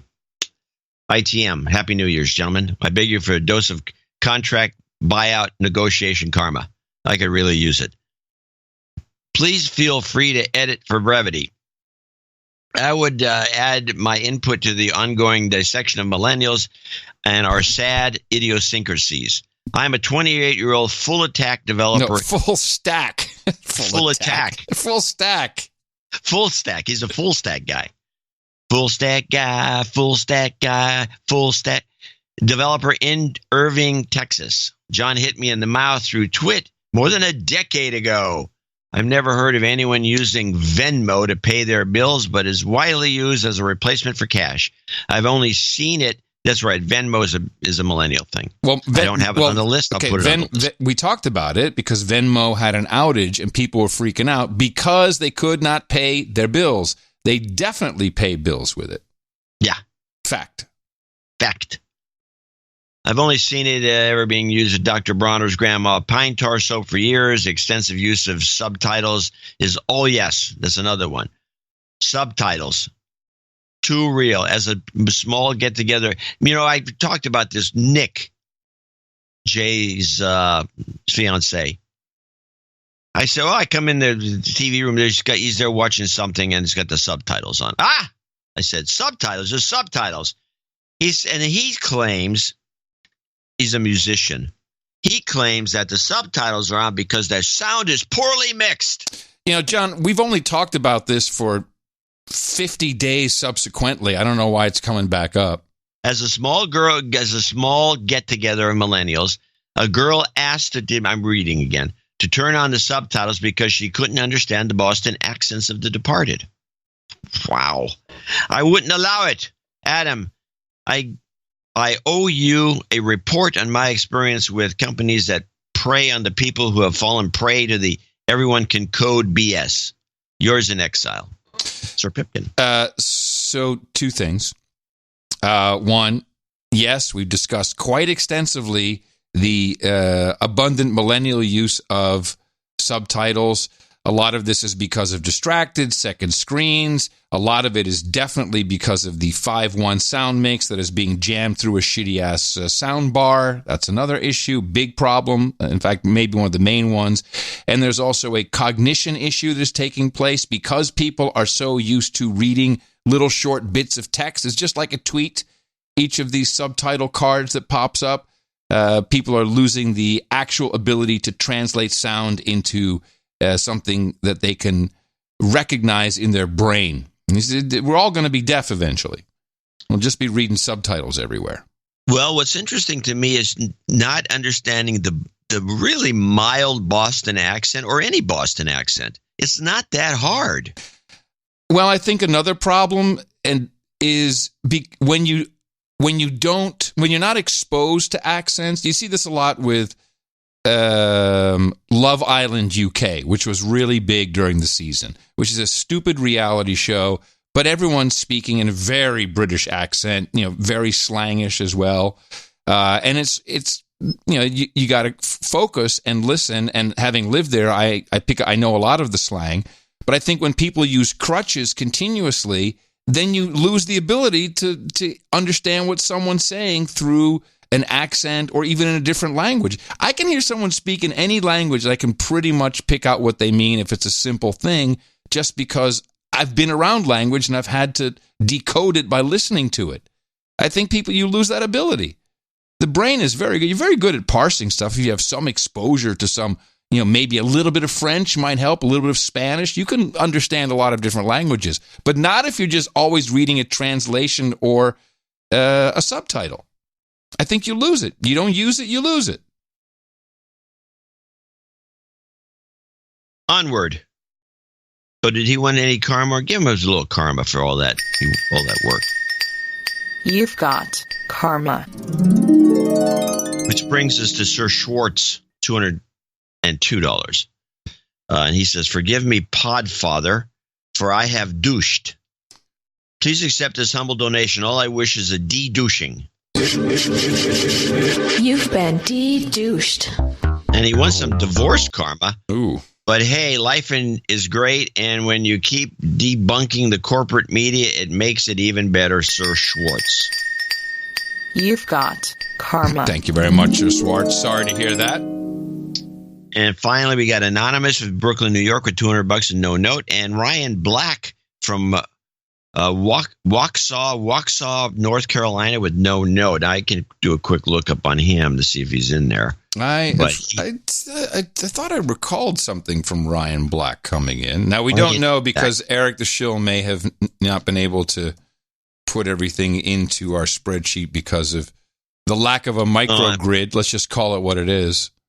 He needs a microgrid up there. You should get that installed. All right, let's see what we got here. Ryan Black. Here it is. There you go. Right there. Payment received from Ryan Black.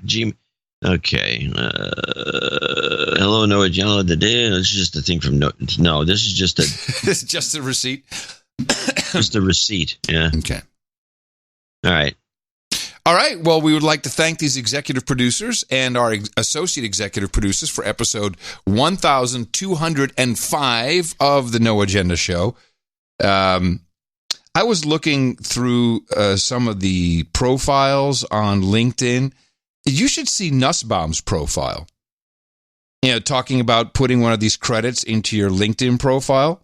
Yeah. Nussbaum and Melanson. Oh, man, Melanson, he has a LinkedIn profile that lists every single No Agenda show he's been an executive producer of. He put, all the different specials. It's all in there. And this guy, you can look him up, very successful in his field, extremely successful in technology.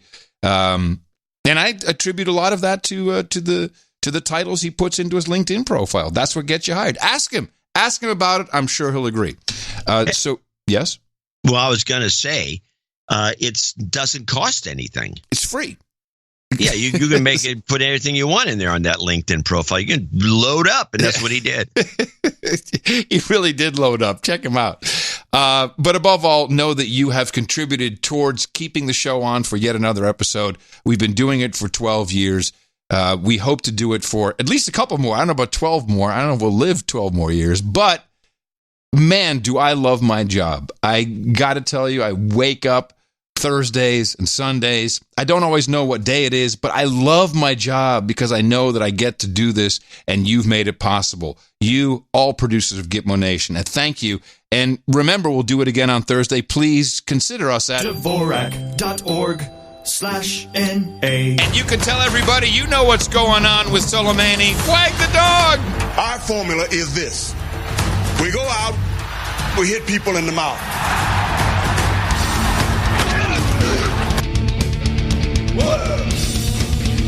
Order! Yay! Shut up, slave! The goat slipped in there. There was the other big story, in my opinion, which wasn't covered as much, but I thought was much more intriguing, is the Ghosn story. Now, this is the automobile executive who was, I guess he was kicked out of his job and arrested. He was in house arrest, and he was going to come forward on some unspecified financial shenanigans charges, which I looked and tried. The only thing I could find, and maybe you have an answer here in these clips, from what I understand, the only thing that was a problem was his apparent wish to have a merger between Nissan and Renault. Is that right? And no, there's more to it than this. What story is really on? Interesting. Yeah, I'd love to know what's happening. Let's play a couple of clips, and then I'll discuss what I think is going on. Okay. This play, Ghosn through Turkey 1. So far, what Turkey has said is that it has launched an investigation. The Istanbul prosecutor's office is looking into it now, and they have detained 7 people, as you mentioned, 4 of them pilots. 1 is a manager at a private aviation company, as well as 2 ground staff service workers. So the Istanbul police now is going to be going through their testimony, trying to piece together what happened. And what we know about this mystery, this puzzle, is that there was a flight that took off from Osaka, Japan, and landed in Istanbul. A little while later, another flight took off from Istanbul and went to Beirut. That all coinciding with the timeline of Ghosn's mysterious disappearance back to Beirut. And the Istanbul police now are trying to figure out what happened on the ground in Istanbul's Atatürk airport.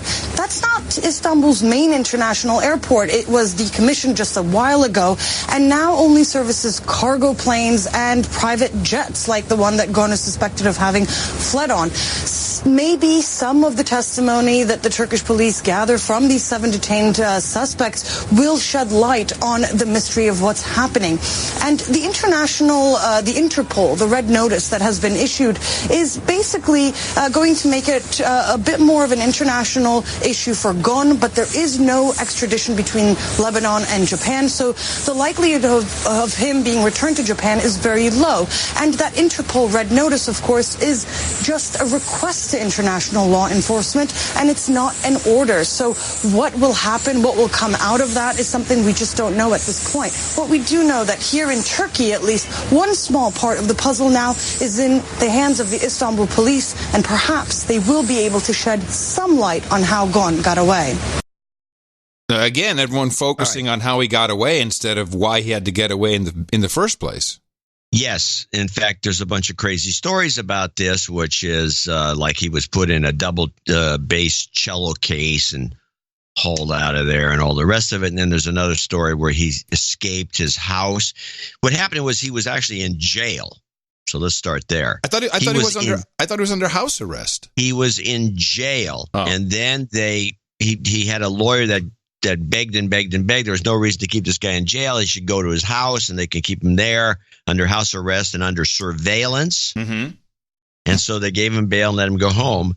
And supposedly, one of the stories is it was the cello case, which makes no sense, but's funny. And the other one, he put on a mask and a hat and a beard and just walked out of there and went straight to the airport and took off under all this elaborate surveillance. I'm thinking, first of all, they wanted to. This is an embarrassment to the Japanese. But what you kind of? I thought you promised me you're going to tell me why. Why he understated his income tax. That's the reason why? That's the main reason why. And then they started digging into it. And apparently the company, they lied about how much they paid him. And it's all about income. And so then the company wasn't making a lot of money. They didn't know what to do with this guy. They wanted to get him out. And I believe the following. This guy was trying to orchestrate, and there was a fallout between Renault and Nissan because the Japanese can't work with the French. Let's be fair. Nobody can work with the French, really. So that didn't work out, and Nissan was losing. They weren't losing money; they were still in a profitable company, but they weren't making the billions and billions they're supposed to make because Toyota's making all the money. I think the following: they didn't want this guy to stand trial, and he still claims he's going to spill the goods on Nissan, and maybe it's a corrupt organization. He claims he's going to have a press conference and tell all.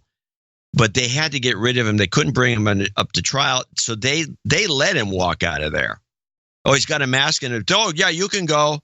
Because the embarrassment of whatever was happening with the merger or not happening with the merger, or what kind of crap might show what's up. going on with Nissan. Oh, okay. And also the one I think is even more primary, the Japanese, and you can talk to people who have been involved in the 80s, especially when the Japanese were kicking everybody's butt economically, and there was a riot. We should all do what the Japanese do, because the Japanese economy is going to kill us. They're so much better than we are. Sony was going to own the world. I remember it. Once the Walkman came out, we were like, that's it.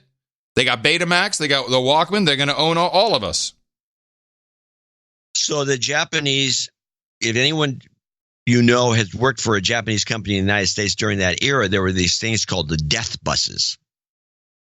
And I had a guy explain it to me in great detail. The death buses. Yeah. You'd be running a Japanese operation here in the United States. It was mostly Americans. And then once you started making profit, you weren't getting profitable and everything was going well, the so-called death buses would come in. And these were your replacements. Oh, who you had to train. Yeah, all Japanese. Right. So the death buses. So the Japanese do not like. And remember Stringer, that guy who ran the Sony the Sony Music Group or the Entertainment Group. Yeah. The Japanese do not like to be shown up by foreigners. Right. Huh. So they have a guy running one of their basic major companies, Nissan Motors. And they didn't like. I think they just didn't like this guy because he was probably moving them in a direction that was not Japanesey enough, and they railroaded him, and then finally got him out of town. He got himself out of town, and he's going to talk about it eventually. But this whole thing stinks. And yeah, the guy does look a little like Mr. Bean, and the whole story, this spooky story, is kind of interesting. Could this somehow also be related to another merger with I think it's Peugeot and Citroën? Is it not Peugeot and Citroën who are merging? I just heard this the other day. Well, that could be, but this would have nothing to do with it. This is a Renault, which is different than it's Peugeot French. or Citroën. But it's French, and it was French Renault, and now it looks as though the deal that was going to come down, it looked like, well, this guy was still there, was that since the Renault thing wasn't working out, it looked as if Chrysler, which is privately owned, was going to buy Nissan and Renault and do the whole thing itself out of town. Right, but now we have Chrysler agreeing to merge with Peugeot and Citroën. Yeah, well, they gave up on this because there's something up, and it's got to do with the Japanese culture.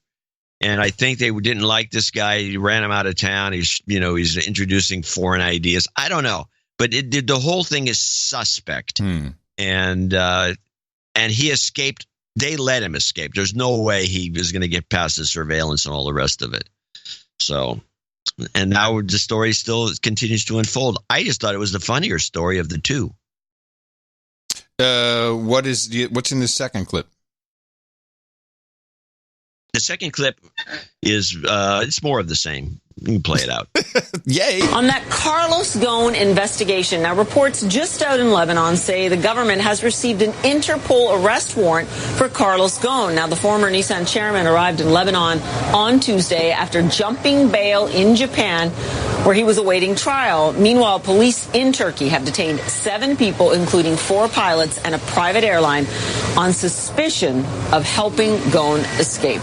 Gul Tasuz now is live for us in Istanbul with the latest. Gul, look, the plot thickens here. Turkey is demanding answers. We now have this Interpol alert. Do officials there have any idea how Turkey was implicated? Clear, Gul, that certainly Ghosn thinks he's free and clear now, especially as he remains in Lebanon. He will likely speak to the media in the next few days. But in the meantime, the Japanese are trying to piece this together as well. So embarrassing for them, considering this was supposed to be a man who was under surveillance. Absolutely.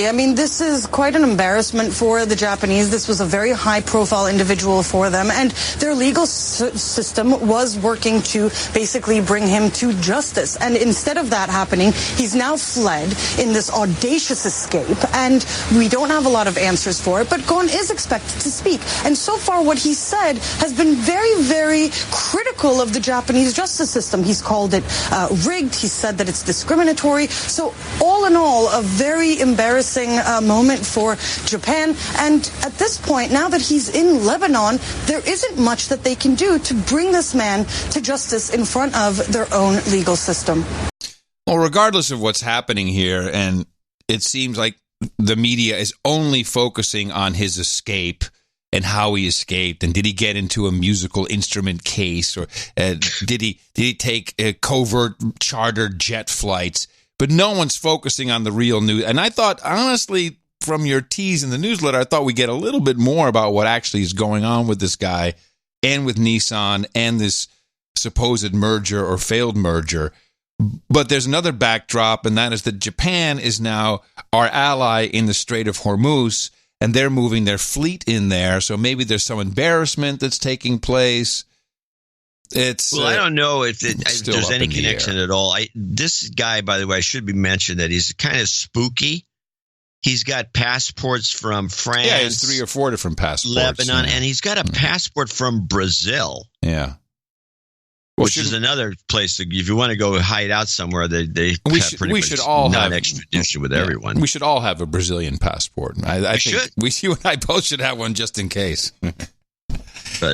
Well, you inspired me on the previous show with your retrospectives and actually it was 2 shows ago, the big stories of 2019.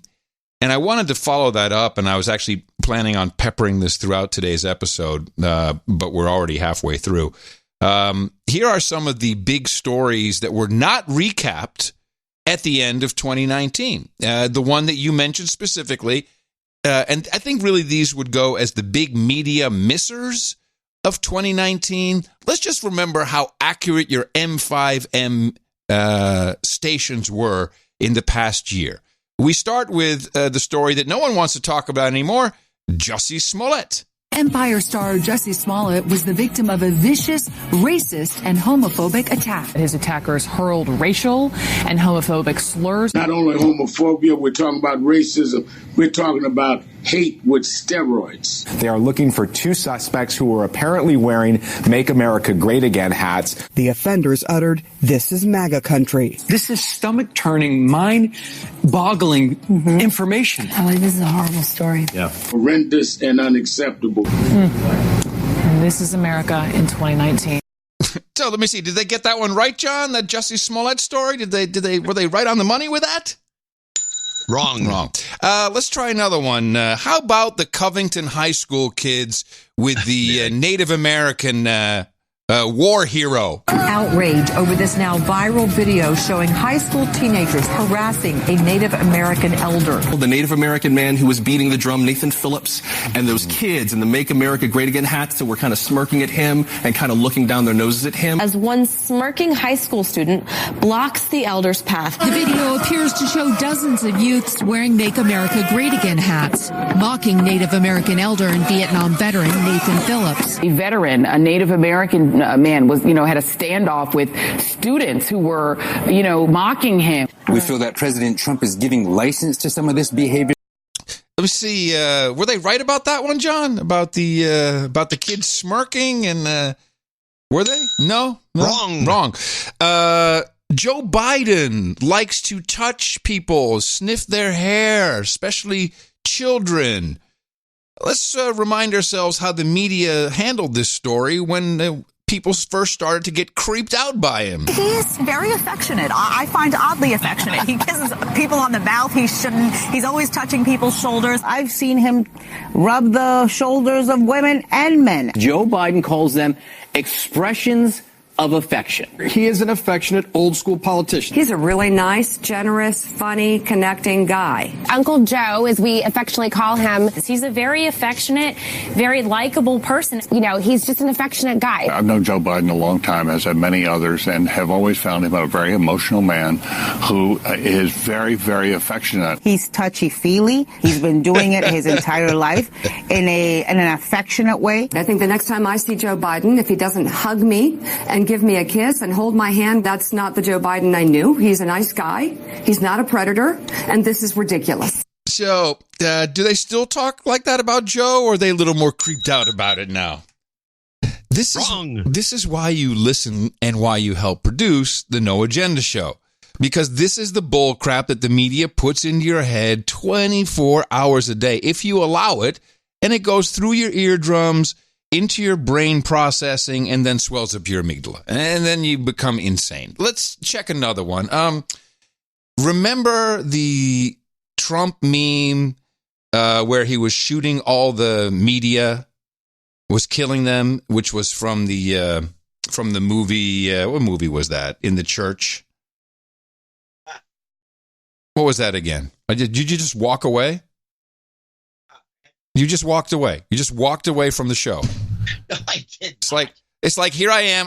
I'm looking for my wingman. It's like he's just that's gone. Because you are introducing something. I had to go get a sheet of paper from the desk, and then you threw it to me for some unknown reason. Because I don't know the movie. Kingsman. Yes, you do. Kingsman. Oh, Kingsman. Yeah, I never got to see the second one.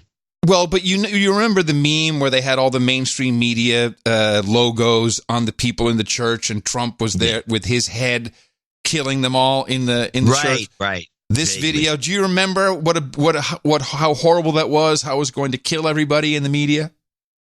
Yeah. So this insanely disturbing fake video was shown at a conference of you-know-who supporters. It's about so much more than a single video. It's about a president and his supporters who are sowing seeds of hate and division. There's something very ugly at the heart of Trumpism, and we saw that in this video. It's vile. It's horrific. Some of his supporters would think this might even be somehow funny. There are real people's bodies and lives on the line. How easy for all of you judging me that I'm offended and upset by the video. You try doing this when some member of your family is continued to have this happen over and over and over again. Now, did anyone from the media die? Anyone assassinated? No, of course not happened. Did anyone at the end of 2019 wrap up the Mueller report about how right the media was and how spot on they were with their analysis? Oh, you mean how it was that he was doomed because of the Mueller report? Is going to be delivering what I think are going to be his indictments, the final indictments. This is suborning perjury. I think there's no question it's an impeachable offense. And at that point, we are in high crimes and misdemeanor, and we are in impeachment territory. Right. The spirit of what Trump did is clearly treasonous. There's outright treason. I think he's feeling the noose around his neck. The noose is tightening. He feels the noose is tightening. The noose is tightening. People might go to jail You're exactly right. for the rest of their lives. I think they're all going to jail. Well, I think they're all going to end up together in prison, and maybe that's a good thing. Oh, my God. He has no idea that he's going down. The investigation is over, and according to a senior DOJ official, there will be no further indictments. How can they let Trump off the hook? Did everyone go to jail? Were the indictments imminent? Was the Mueller report of any significance? No. Apparently not. Now, I have one more. Last one. Okay. Last one. This has got to be my favorite because it's been years since they first laid this smack on us, and it's good to remember how incredibly wrong the media was about the Steele dossier. Parts of the now infamous dossier on Trump have proven to be true. Your intel community has corroborated all of the details in there. When the president just refers to it as fake dossier, that is false. I don't think that is the accurate characterization. Investigators have corroborated part of the dossier. We do know that parts of it have been corroborated. It's not been corroborated, but it hasn't been disproven. No major thing from the dossier has been conclusively disproven. To date, none of it has been disproven, and whole big parts of it are holding up. The dossier holds up well. It's a fact that none of it, not one word, has been disproven. In fact, a lot of it turned out to be right on the money. The FBI would not have just taken a dossier to the FISA court and used that as their predicate for the surveillance. They had to corroborate it themselves. That's how they operate. So if you're wondering, or someone in your family is wondering why you listen to this podcast, that's why. And I'm sure we can do the same thing with this Iran, Iraq, Soleimani thing at the end of this year. You know, the funny thing about that dossier story is that although we didn't document it specifically, is the way the dossier story kept changing and morphing in regards to the FISA court. Yes. When they first came out, they said, well, it wasn't that important to our FISA, request. And then it became important to the FISA. Then it apparently was the only thing that the FISA request was based on was the dossier. This dossier was I don't understand how it got as far as it did, because it was just look phony from the get-go. It stunk. I mean, it just didn't smell. Part of that passed the smell test. I might get a clip for Thursday. It's an interview with the author of the book. I think it's the plot to bring down an American president. Forget exactly what the title of the book is. And this guy has done all the research, and his assertion is that the dossier was not used for the FISA warrant application. It was written specifically for the FISA warrant application by slipping in one or two very pertinent lines, which literally say Trump is compromised by a foreign power. And that line, but that was written in specifically. Oh, that's interesting. Nothing, that would make sense. That it's exactly reversed. That the Steele dossier was not the genesis of the warrant, but they knew they wanted to get this warrant, so they created this through Steele, and there's lots of implications as to who was complicit in writing this. But anyway, I digress. I'm reminded. This is one I just ran into because I was going through some of my old files, and I forgot about it. This was from a year earlier, and this was classic because everybody bought into this. And they bought into it hook, line, and sinker, and they've all since forgotten about it. Donald Trump's Gorilla Channel. Donald Trump liked to watch television, but he was the Gorilla Channel. You're right. I forgot about that. He had to watch gorillas, and so they created a fake channel for him so he could watch gorillas. And so as he watched the gorillas, he's always bitching and moaning about they weren't fighting enough. The gorilla. Yes. And so everybody passed this around as fact. Donald Trump and the Gorilla Channel. That's to me a good is one. The epitome of the stupidity of the left and the basic audience out there that are suckers for this sort of thing. And that was promulgated by everybody. There was a lot of TV stories on it, and it was all over the network and they're the internet. Yeah. But the Gorilla Channel, yeah. A classic. Do we have any clips about that? I'm sure we probably. They go back probably 2017. I don't see anything offhand. I should probably put together a little compilation of that, of the Gorilla Channel. That was hilarious. That was the Russian pranksters, as they're known. I prefer to call them the podcasters. Vovan and Lexus they struck again. Now, previously, they had gotten through to Congressman Adam Schiff's office, claiming that they had compromat and compromising pictures of Trump. If you remember, we had some of that phone call. And these guys, they're like radio guys, like weenie in the butt of Moscow. So they have a new gambit. and they went after Maxine Waters and pretending to be Greta Thunberg and Greta's dad. And they made up this. They made up the name of an island, Changa Changa. I think that's literally what it's called.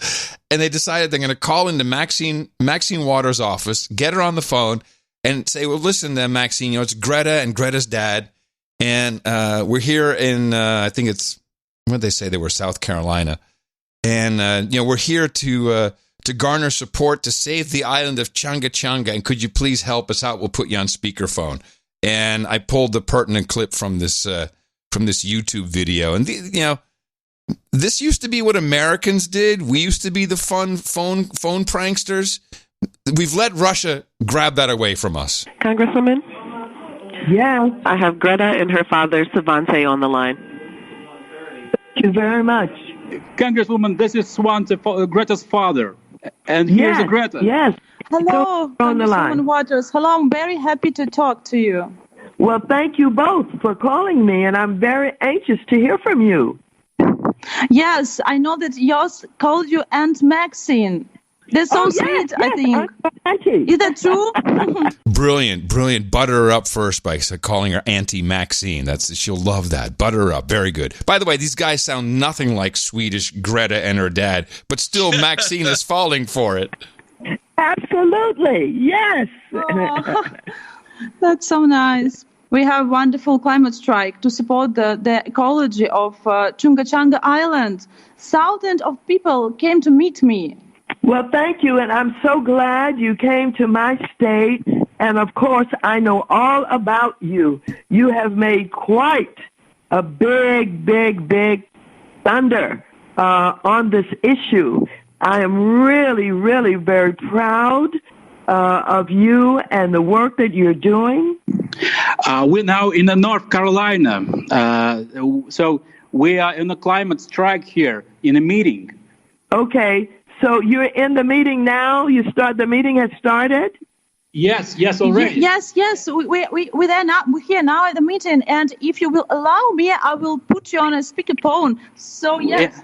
And we will let you say to people who is around here. Which island are they targeting?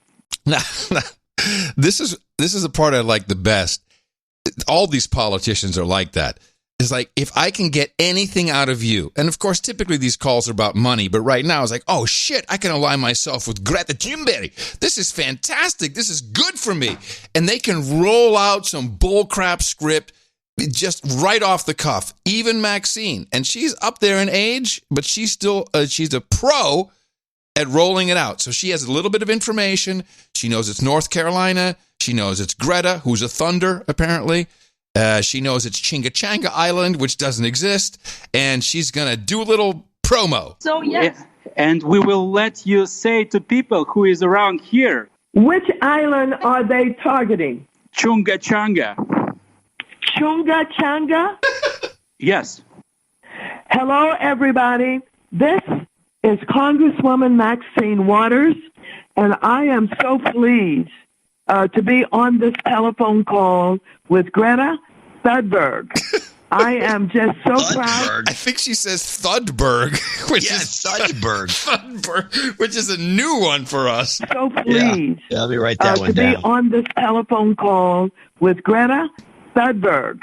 I am just so proud of her and her father, Svante Thunberg, and the work that they are doing. As you know, Greta is an environmental activist, and she took part in the United Nations Climate Summit in New York recently, and she has been traveling, and she has been the greatest advocate for what is happening with our climate and the environment. And I'm very pleased that she's with you in North Carolina, where you're focusing on protecting the very important island of Chula Chang. I'm so happy she's supporting the critically important island of Chimichanga. You, Greta Thunberg, and your dad, Devante Thunberg. Come on. Well, I believe these two comrades deserve a medal for this work. This is really very good. Well, let's give them this clip of the day. Yeah, I wonder what that. We should do a Russian version so we can so they'll know how good they were. Clip of the day, comrade. Now both of them sound like a couple of Russians. It's made it even more ludicrous. It's a 15-minute call. There's more in it, but I thought that was the funniest one, especially the Thudberg. What a moron! Now that should be on the normal news, don't you think? Yes, it should be. But no, we can't. It's a member of Congress so stupid to fall for this. I mean, if she was keeping up with anything, she knows that Greta boogie back to home base. And she's not in North Carolina. She didn't go to North Carolina after the event in New York. No. The whole thing is just ludicrous, and it should be regular news. That's regular news story. I agree. But no, because the news media is so fraught with Democrat left-wingers, just to be honest about it, they can't bring themselves to do these stories. Yeah. Oh, my God, it makes it look so stupid. I refuse to run that story. Wow. Hey, we did have kind of a crappy story here in Austin on Friday. Was it Friday or Saturday morning? We had a stabbing. One person died on South Congress. I mean, really, like 10 minutes from my house. Let me see if there's a... So here's what happens. It's at a burrito joint, and this is right on Riverside and South Congress. This is really where I've lived for a lot of the years in Austin, this general area. And so first there was an altercation in a coffee shop. Then this 27-year-old suspect was detained by people because he was harassing a woman. So there were civilians, I think, and they detained him. The guy broke loose. The cops arrived. The cops run after him. The cops can't catch him. He runs into the burrito joint, stabs two people, wounding one cook there fatally. Then he runs up onto the roof and swan dives while the cops are trying to, are ordering him to come down. He swan dives off the roof onto his head. And people could hear his neck bones cracking. He's in critical condition and, of course, in the hospital, but in custody. And you know what people in Austin think right away is, who is this guy? Everyone thinks he's homeless or transient. That sparked an immediate row between the governor of Texas, Abbott, and the mayor of Austin, Mayor Adler. And Abbott tweeted, there we go, 21st century diplomacy. Go. He tweeted and said, holy crap, I'll bet you this guy was homeless. Once again, the mayor of Austin is not protecting the people who put him in office. And then our mayor turns around and tweets back, how dare you, how very dare you assume it was a homeless person? Or as he would say, how dare you assume it was a person experiencing homelessness? And, of course, it turns out that that's exactly what it was. Tonight, Austin police say the man accused of carrying out a deadly stabbing attack Friday is homeless. That information being shared as the governor continues his attack on Austin's policies toward people living on the streets. He most recently tweeted today, quote, the city's top job is public safety, and they are failing. KXAN's Caitlin Carmoot talked to Austin's mayor, who's pushing back. People realize that there's not a link between homelessness and criminality. That's like suggesting that all immigrants are rapists. It is just not true, and it is harmful. This is Mayor Adler's response to Governor Abbott's tweets. We talked to him while he's in a New York hospital waiting for his daughter to give birth. He felt it necessary to respond to the governor's attacks on Austin policies towards homeless people. This comes after a 27-year-old man attacked 3 people at a South Congress shopping center, killing 1. Shortly after, Governor Abbott suggested that the suspect would likely be a homeless person. Mayor Adler called that suggestion irresponsible. And today, APD confirmed the suspected killer is homeless. Today, Governor Abbott had a series of tweets suggesting that the city must ensure its homeless policies doesn't endanger innocent people. The Mayor Adler's response: most of the crimes in this city are not committed by people experiencing homelessness. So to demonize people that way, to make us scared of people, does a real disservice to the community. Mayor Adler says instead of a Twitter feud, he'd like to speak to the governor face to face. I want the state to be our partner, to be working with us. Well, I'll tell you, not a lot of credibility left for the mayor here in Austin. Yeah, well, vote him out. I really like the way he sticks to the memes.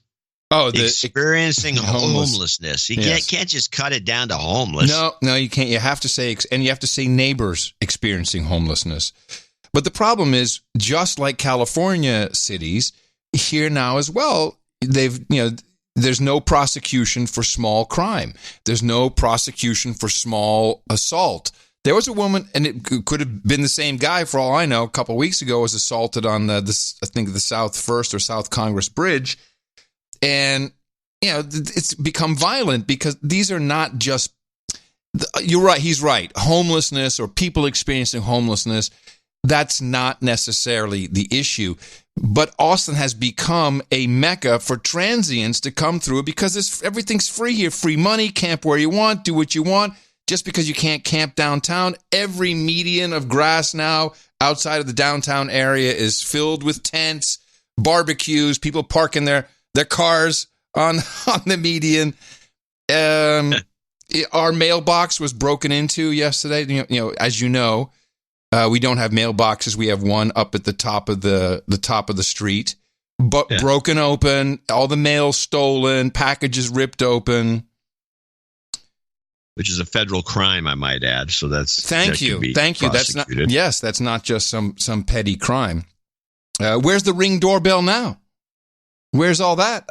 But you don't see the cops running around now saying, "Oh, do you have any Ring doorbell video? Any doorbell? Any video? No, they don't even show up for it." Well, we have the California versus Austin. We have a new issue, and the left-leaning media, at least, is on this one, and it's not quite the same as what you just described, but it's an issue because it's going to cost somebody. It could be anybody, a lot of money. Yes. Yes, I heard about this one. It's another money grab. And here's a report from one of the stations, I think, in Southern California on the new California water law. All right, so many laws get considered each and every year. They're discussed and then they're passed.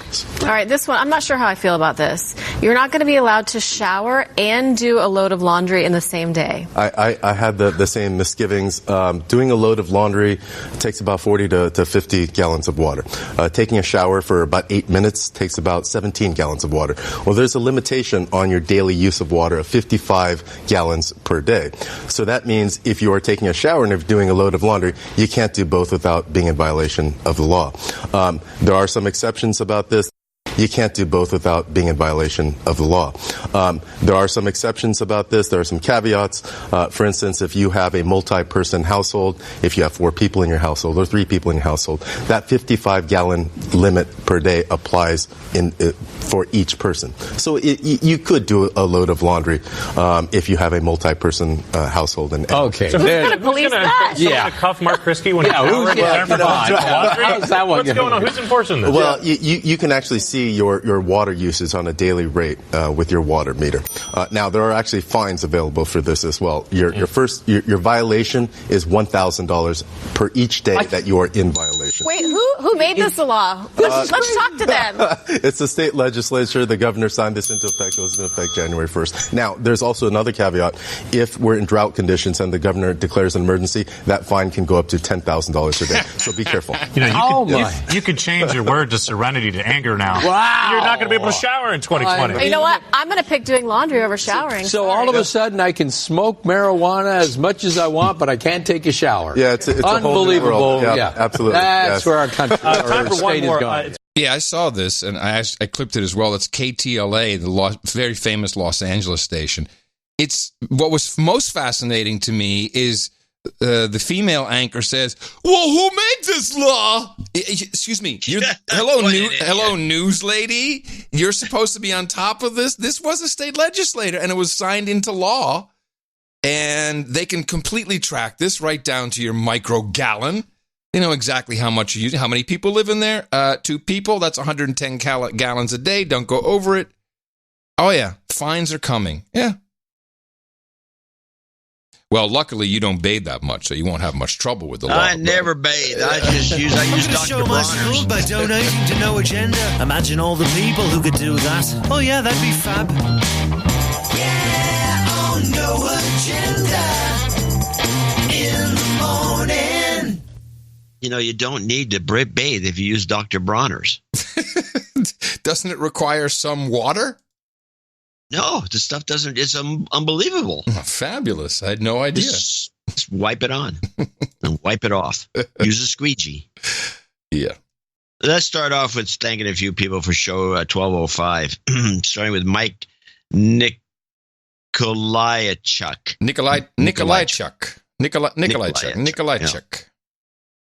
He says, he's, by the way, one of the guys that tracks the newsletter. And I got a lot of people that didn't get the newsletter. Oh yeah, I got a second email from you. So we had another problem with the email reaching its intended destination. Well, this time I tried. The problem I've had here. I'll give you a little background on this. I'm trying to figure out how many emails just aren't getting to the place at all, which I think is a problem with MailChimp. Mm-hmm. And so I've been discussing this over various secondary mailings, and everyone writes in, "Oh, I got it. I don't care if you got it." So this time I came up with the bright idea, which was email me if you didn't get it. Well, I always say that. The problem was everyone emailed me anyway, whether they got it or not. But this time I added the stupid, easy thing I should have always done, which was use the subject line. Yes. I didn't get the email. Yeah. So that way I can sort out the people who just want to chat and people who actually didn't get the email, and it made it a lot easier. Now I could see it was like 20 or 30 people, which means it's just the tip of the iceberg because not everybody's even going to bother. Right. But so they're not getting the mail out or something. There's something amiss the way I see it, because if you're not getting it at all, even in your spam box, then there's something wrong. Well, you know what? Because I've been working with a lot of email in my with my workflows on Linux, I've noticed that in particularly Google, Gmail, is being very, very stringent with the DMARC. You familiar with DMARC? No, I'm not. DMRAC. Yeah, it's like a policy. What does DMARC stand for? Domain Message Authentication Reporting. That's DMARC, and they've tightened that up. I've only just started looking into it because I know that I don't have my DMARC set up properly on Curry.com. So if MailChimp doesn't have that set up properly, or if there's one small anomaly, immediate non-delivery, I don't even know if it sends a bounce message. So there's once again, it's mainly Google, but I'm sure the others are following suit. Whatever Google does, everyone does. Yeah, that's right. Well, that's anyway. He is actually Sir Raul SK of the Paris of the Prairies. He's from Saskatoon, obviously. Yes. And let's give him a de-douching. Okay. You've been de-douched. John Robinet, $100. Sir Gott Nate, Sebastopol, California, 6969. Baron Mark Tanner, twice a month, Whittier, California, 6789. Sir Tom Dari, 5510 from DeForest, Wisconsin. Francisco Tejeda, 5432. Stephen Sandoval, 5333. Michael Gates, 5280. Oh, there's another news item, Michael Gates. So Bill Gates makes a big stink. Yeah, I think we should have, Washington State is one of the few states like Texas, Florida, Nevada. There's a few that have no personal income tax. Yes, no state tax. They have other mechanisms. In Washington State, they use speed traps and they catch dummies. Here we use property tax. Well, they use property tax too. But It seems to be better run than states when you start getting the state income tax. The states get corrupt, and California is the worst example. Mm-hmm. But so Bill Gates comes out with a big statement: Washington State. Now this is after this guy's already shut the lid on the submarine. He's in. Washington State should have, because he has no personal income anymore at all. He's got zero. All his money is just money in the bank that he spends. The state of Washington should have a income tax. This is ridiculous of a guy like this to say that. Just butt out. It got everybody all up in arms. So our producer Michael Gates should call his family member and tell him to shut up. Is that the connection? That's the reason I stopped. Okay. Michael Gates came with $52.80. Eric Hochul in Mulrose, Deutschland. $52. Brian Burgess in Pelican Rapids, Minnesota. $50.33 says it's an honor to help produce the show. It provides in-depth analysis. No one even attempts. That's right. Robert Stotts in San Diego, California, 2020. Matthew Grice, $50.05, and he's got a happy New Year to us, and he's got a birthday for someone. He has, first of all, this was 73 didgeridoo-dollary-doos, which comes out to $50.05. And, his daughter Freya on the birthday list. Yes, January 20th, she'll be 12, so we're a little bit early, but she's on the list. I think she's on the list for today. And the following people are $50 donators, starting with Matthew Haynes, Matthew Januszewski in Chicago, Sir Matthew. Andres Dominici, I think. Dominici. Anyway, Dominici is in Puerto Rico. He's in Puerto Rico. Send us a boots on the ground report, Andres. I'd like to know what else is going on there. You can do it. Yeah. Paul Dubois in Kirkhonkston, New York. I don't know. Sir Brett Farrell in OKC. Baron Alan Bean in Oakland. Jeffrey Zinneman in South Euclid, Ohio. And last but not least, Sir Brian Watson in Raleigh, North Carolina. Short list today, very disappointing in that regard, but I want to thank all these folks for helping us and produce show 1205. Yes, and everyone under $50, we see you. We see you there. In fact, I think a lot of those didn't even come through on the spreadsheet, John. I'm looking at, there's nothing under 10. We always have 5s and 4s. I don't see them on the list today. So I'm not sure.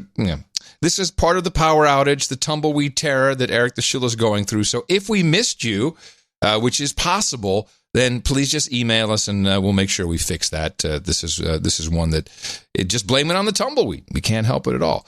But we do thank everybody who came in as a producer today. Thank the execs and the associate execs earlier. And again, under that $50, many people use that for reasons of anonymity, understood, but there's programs that you can join in. There's subscriptions that are just smaller amounts at certain dedicated times, so it can be once a month, once a week, once a show, whatever it is. Go to Dvorak.org/NA, select one if you haven't already, and know that we very much appreciate it. Appreciate your courage and for producing the best podcast in the universe. Dvorak.org/NA. I'm sure someone needs a karma. You've got karma.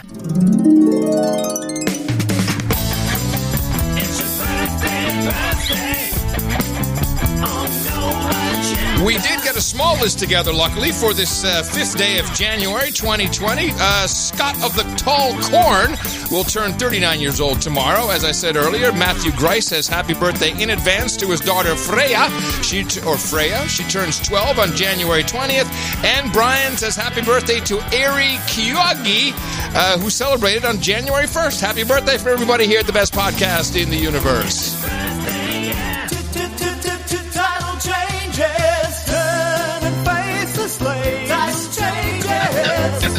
Don't wanna be a douche As far as we know, we have one title change for today. Circumference has upped his supports to the show in another $1,000 and has changed his title now to Baronet as he moves on up the peerage ladder.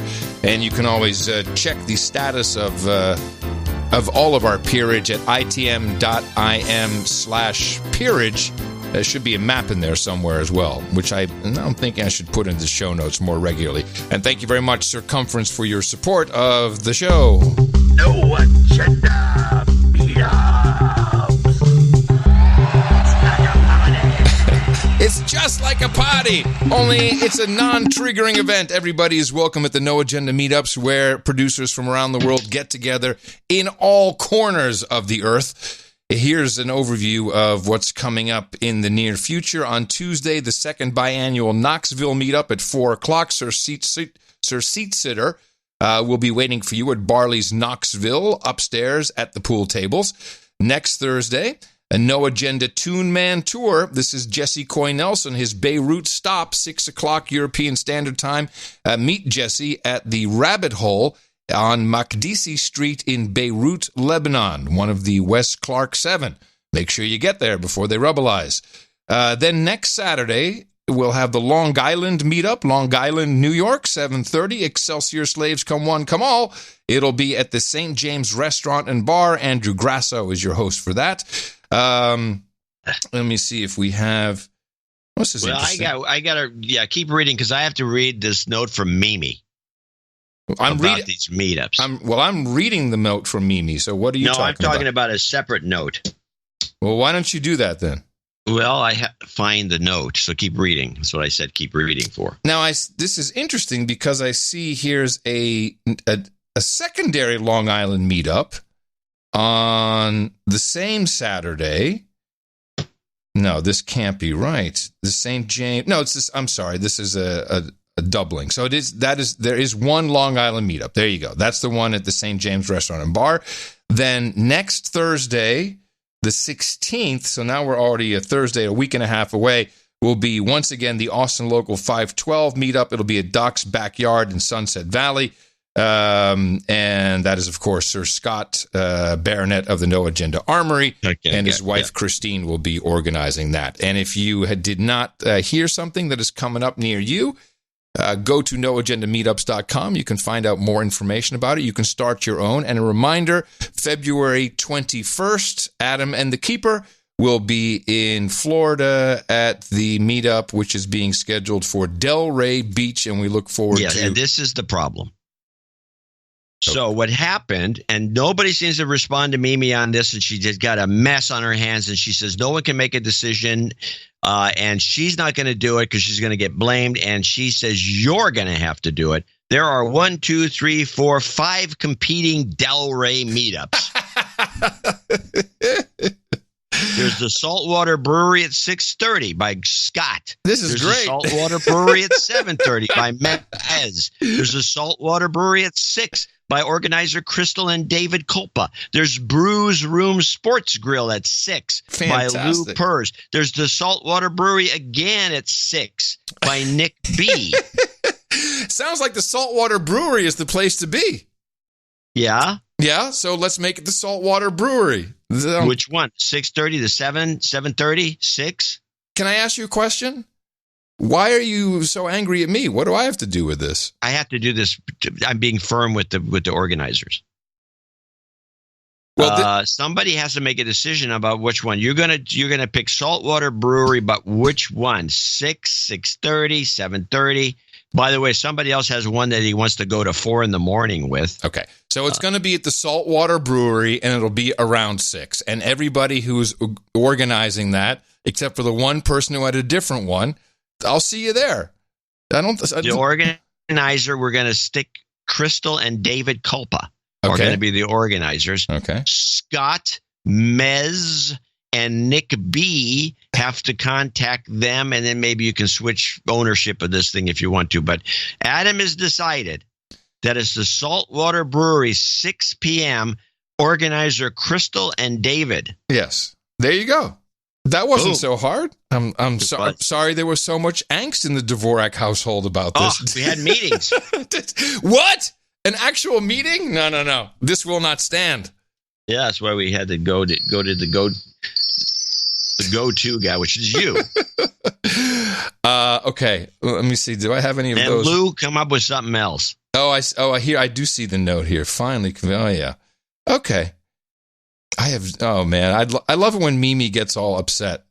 And it's all for the 21st of it's February 21st, and Saltwater Brewery. I like that everyone chose the Saltwater Brewery, except for Lou. Lou, don't go to Room Sports Grill. We'll see you at the Saltwater Brewery. It's going to be the Saltwater Brewery must be a good place for a meetup. Yeah, if everyone's thinking that way, it's going to be a great meetup. I think Horowitz might show up. And by the way, because he was very concerned about this, if Horowitz shows up, everybody pretend you don't know who he is. Just go, who? What? You do a podcast with who? Do you do a show with John too? Never heard it. Just make sure you do that, because he's very concerned that people wouldn't know who he was. Yeah, and you being the kind gentleman you are, decided to set him up. Exactly. I'd probably do the same. What else are friends for?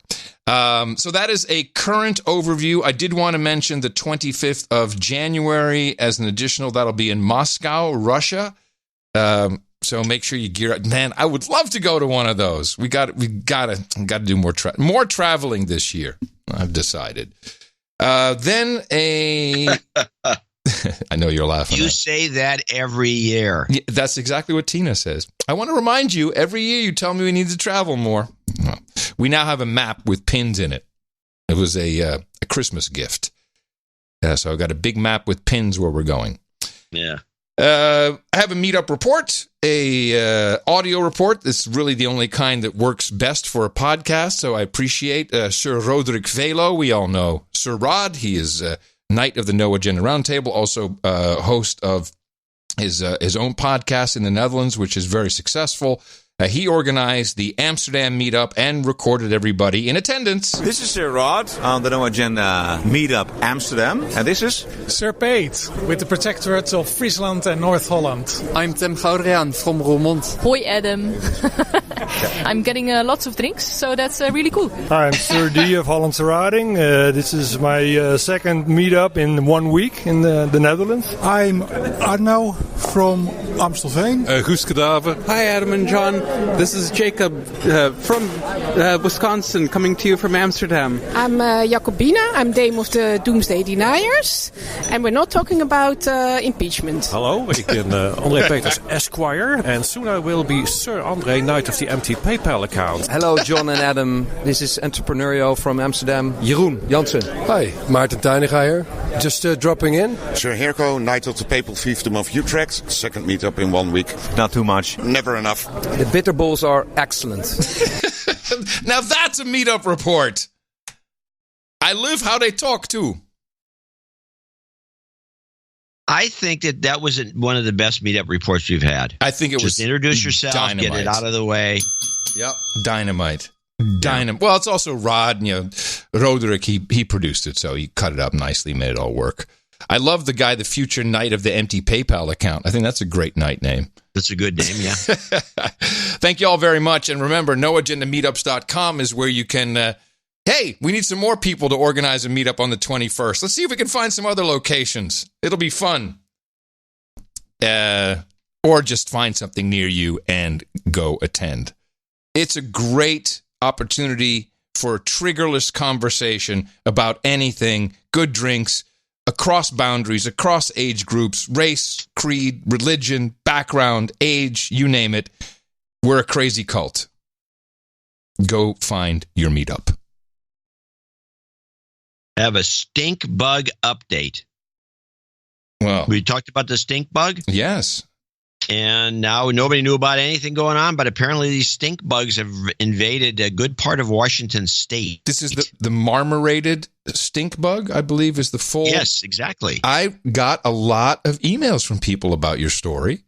Apparently, yes, they're everywhere. Brown marmorated stink bug is something Daryl Beetham of Paratex Pest Control has plenty of experience with. They're a seasonal invader, and they come in right about now. But now and again, and particularly now, Homeowners call in with little clue about this critter, wondering what it is, where it came from, and whether it's harmful. I do all the multi-care. There's like 6 hospitals and 40, outpatient centers. Originally from Asia, the stink bug first crossed our border in 2010. Since 2012, it has spread quickly from Clark County to 20 others, working its way across Washington. They wait out the winter in cracks and crannies of heated homes, and then they get busy. They propagate. Over the past month, the emails and phone calls have flooded into WSU researchers, more than 300 so far. Most of those sightings in King, Pierce, and Thurston counties. So what do you do? Once they're inside, don't squish them, because they will stink. Either vacuum them up, throw away the bag when you're through. Throw away the bag when you're through vacuuming, because your vacuum will reek for weeks. The real threat is outside, where they're ready to gorge on trees and shrubs, and they don't discriminate, they decimate, which is why agriculture experts hope you will help them keep track. In Seattle, Greg Copeland, King 5 News. So a question, how just looking at these pictures, how big is a marm? We don't have them in Texas, I don't think. How big is one of these stink bugs? How big are they? They're the size of a thumbtack.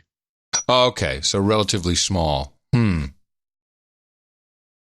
that's what I could tell. They're about the size of a thumbtack. Now, do you remember?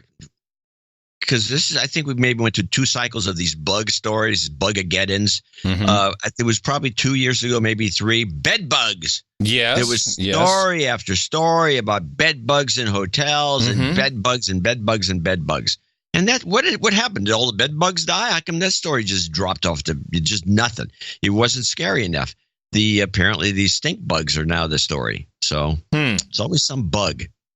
Now, can you eat them? Are they tasty? Of course not. If they stink and they make a vacuum cleaner reek. Apparently it's a nauseating smell. That's why it's called a stink. Yeah. I've definitely seen this type of bug. It looks familiar, but I don't think I've ever seen one here in Texas. You're right, yet.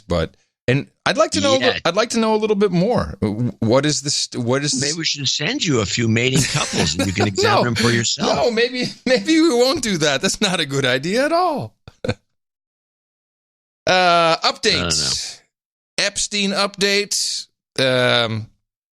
The apparently FBI is now officially looking to talk to some people. Like, wow, they figured maybe it'd be a good idea to go have a chat with Ghislaine Maxwell and see if she had any involvement in any of this stuff. Financier Jeffrey Epstein killed himself while awaiting trial on sex trafficking charges. But the case isn't closed. Reuters has learned the FBI is investigating people who may have been accomplices to Epstein's illegal behavior.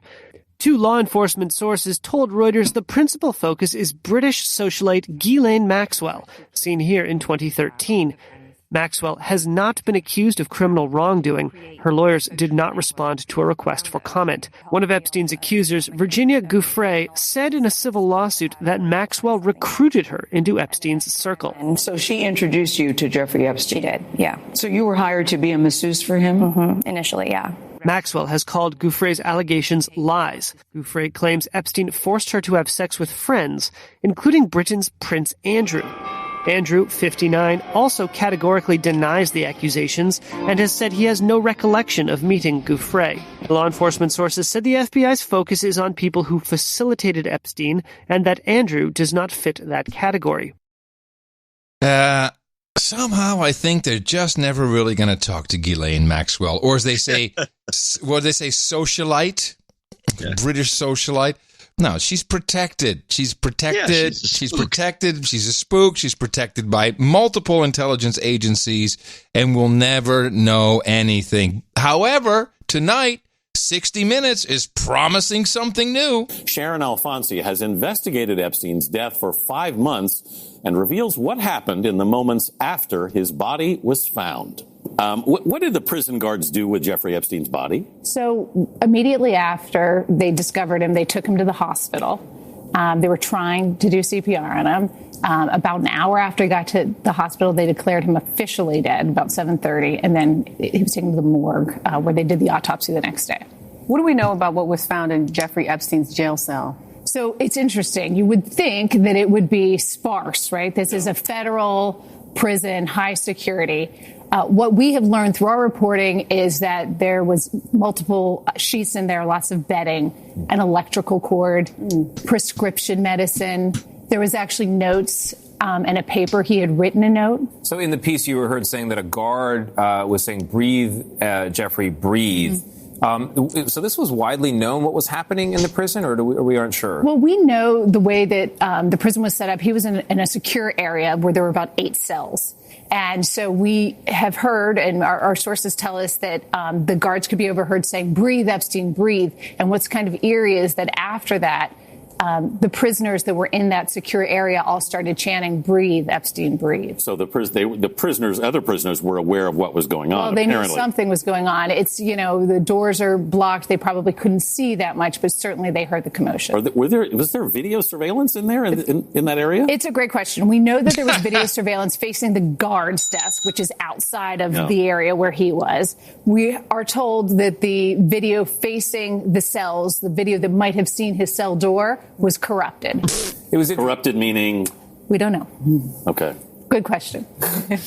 No problem finding Ring doorbell video of anything in the fucking universe, but this one's corrupted in the jail.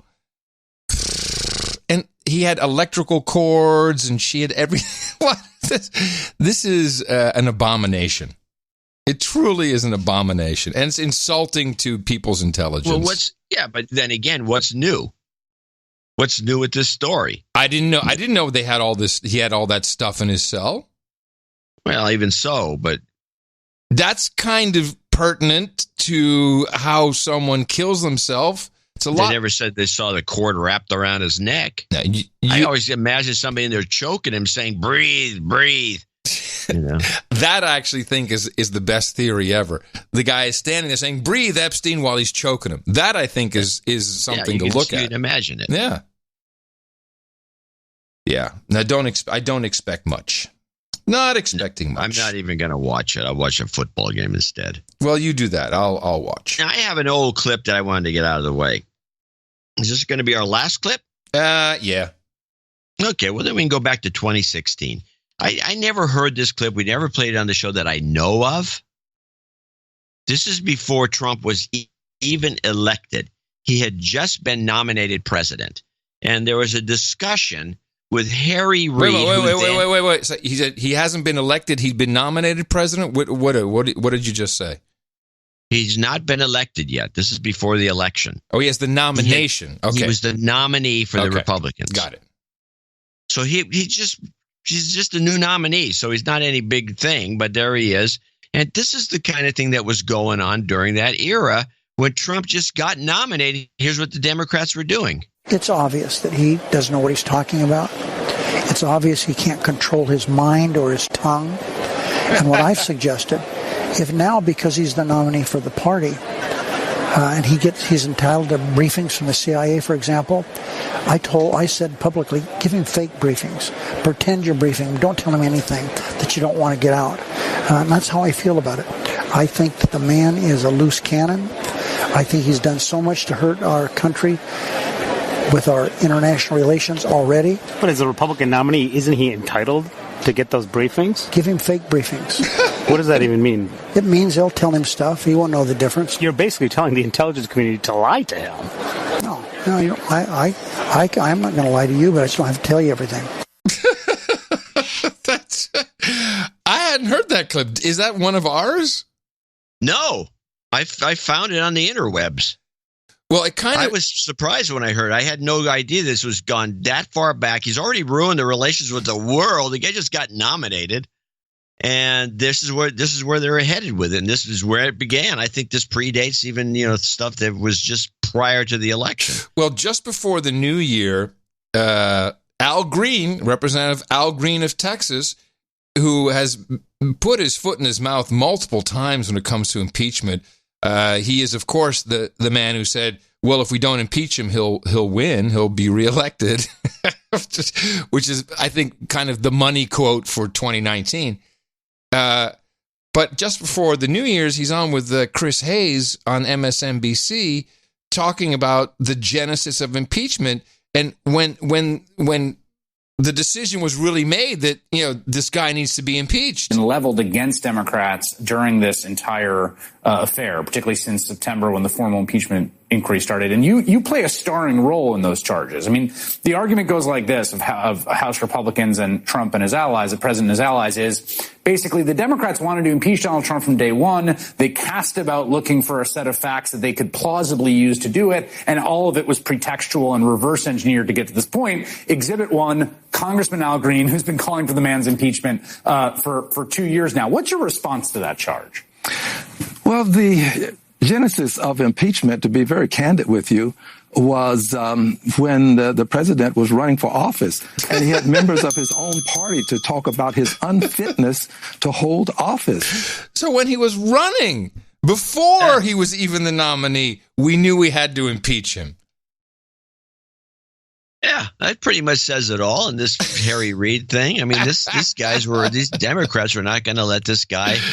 Oh, wow. It's pretty astonishing, actually. It's a great time to be alive, and even better time to be a podcaster. Would you agree? I would say there's nothing else that you could do. If you want to get information out, you have to be a podcaster, because the media is not going to, or the mainstream is not going to pick up on it. Nope. They just won't run with it, because it's against some narrative, that unspoken narrative that I guess everybody internalizes, and then you end up with what you get, which is crap. So if you're looking for non-crap, but a whole lot of stink bug, check in with us Thursday right here on No Agenda, noagendashow.com, or if you want to listen live, noagendastream.com. We will deconstruct anything that happens between now and the next show day. You never know. A lot seems to happen on show days. And please remember us for support at Dvorak.org/NA, coming to you from Opportunity Zone 33 here at the frontier of Austin, Texas, where people are being knifed to death. In the morning, everybody, I'm Adam Curry. And from northern Silicon Valley, where people are being pooped to death, I'm John C. Dvorak. It's great to be podcasters. All right, everybody, we will see you on Thursday right here, No Agenda, Dvorak.org/NA. Please remember us. And until then, adios, mofo. Stay tuned for the grumpy old Ben. They'll be grousing about air travel and such. Bomb, bomb, bomb, bomb, bomb, Iran. Bomb, bomb, bomb, bomb, bomb, Iran. Into the sand, because we can. Well, they shot a Saudi tanker and Rouhani is awake. A bomb, Iran. Bomb, bomb, bomb, bomb, Iran. Good evening, everybody. The United States is once again attacking Iraq. Iraq sort of is like a big boulder sitting in the middle of the road there. Yes, Bill? We're hearing a series of very loud explosions now out on the town. The aftermath shows an attack that was deliberate and sustained. With around a half dozen explosions, the Americans firing with T-land missiles offshore. You want us to declare war? We took action last night to stop a war. Prevent another Gulf War. We did not.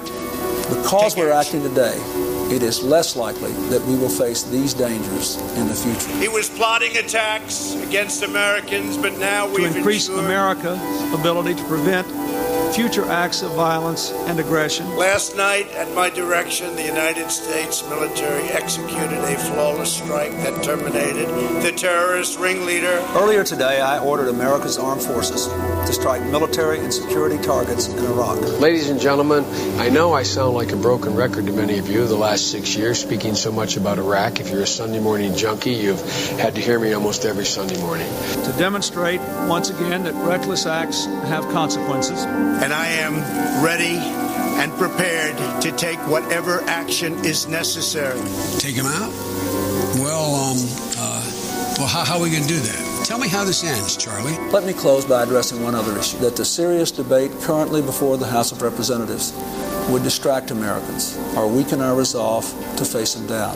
Other Democrats are questioning the timing of the strike, which comes as the president faces a looming impeachment trial. I'm the first person to ever get impeached, and there's no crime. I feel guilty. While the Congress was voting to impeach the president, the U.S. military was bombing Baghdad. This could escalate. It could lead to a cycle of violence. It just got more dangerous. Well, no. That's, I don't know about that. Now, are you going to be with me, Charlie? I hear the zephyr coming. See if I can turn that into a song.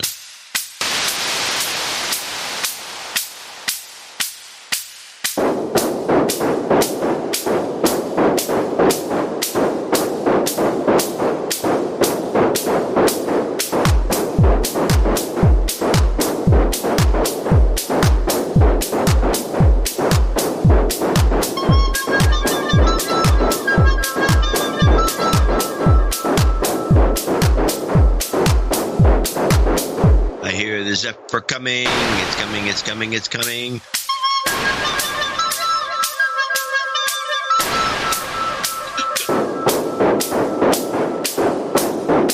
It's coming. It's coming. It's coming. It's coming. It's coming. It's coming. It's coming. It's coming. It's coming. It's coming.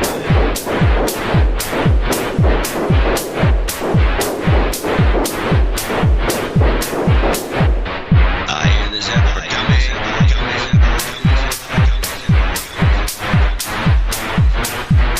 I hear the zephyr coming.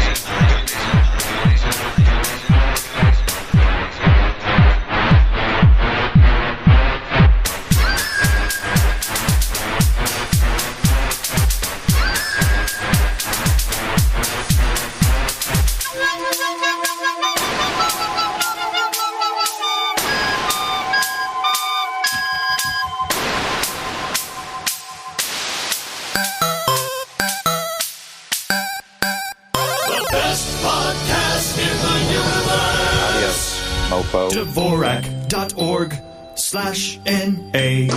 Okay, Boomer.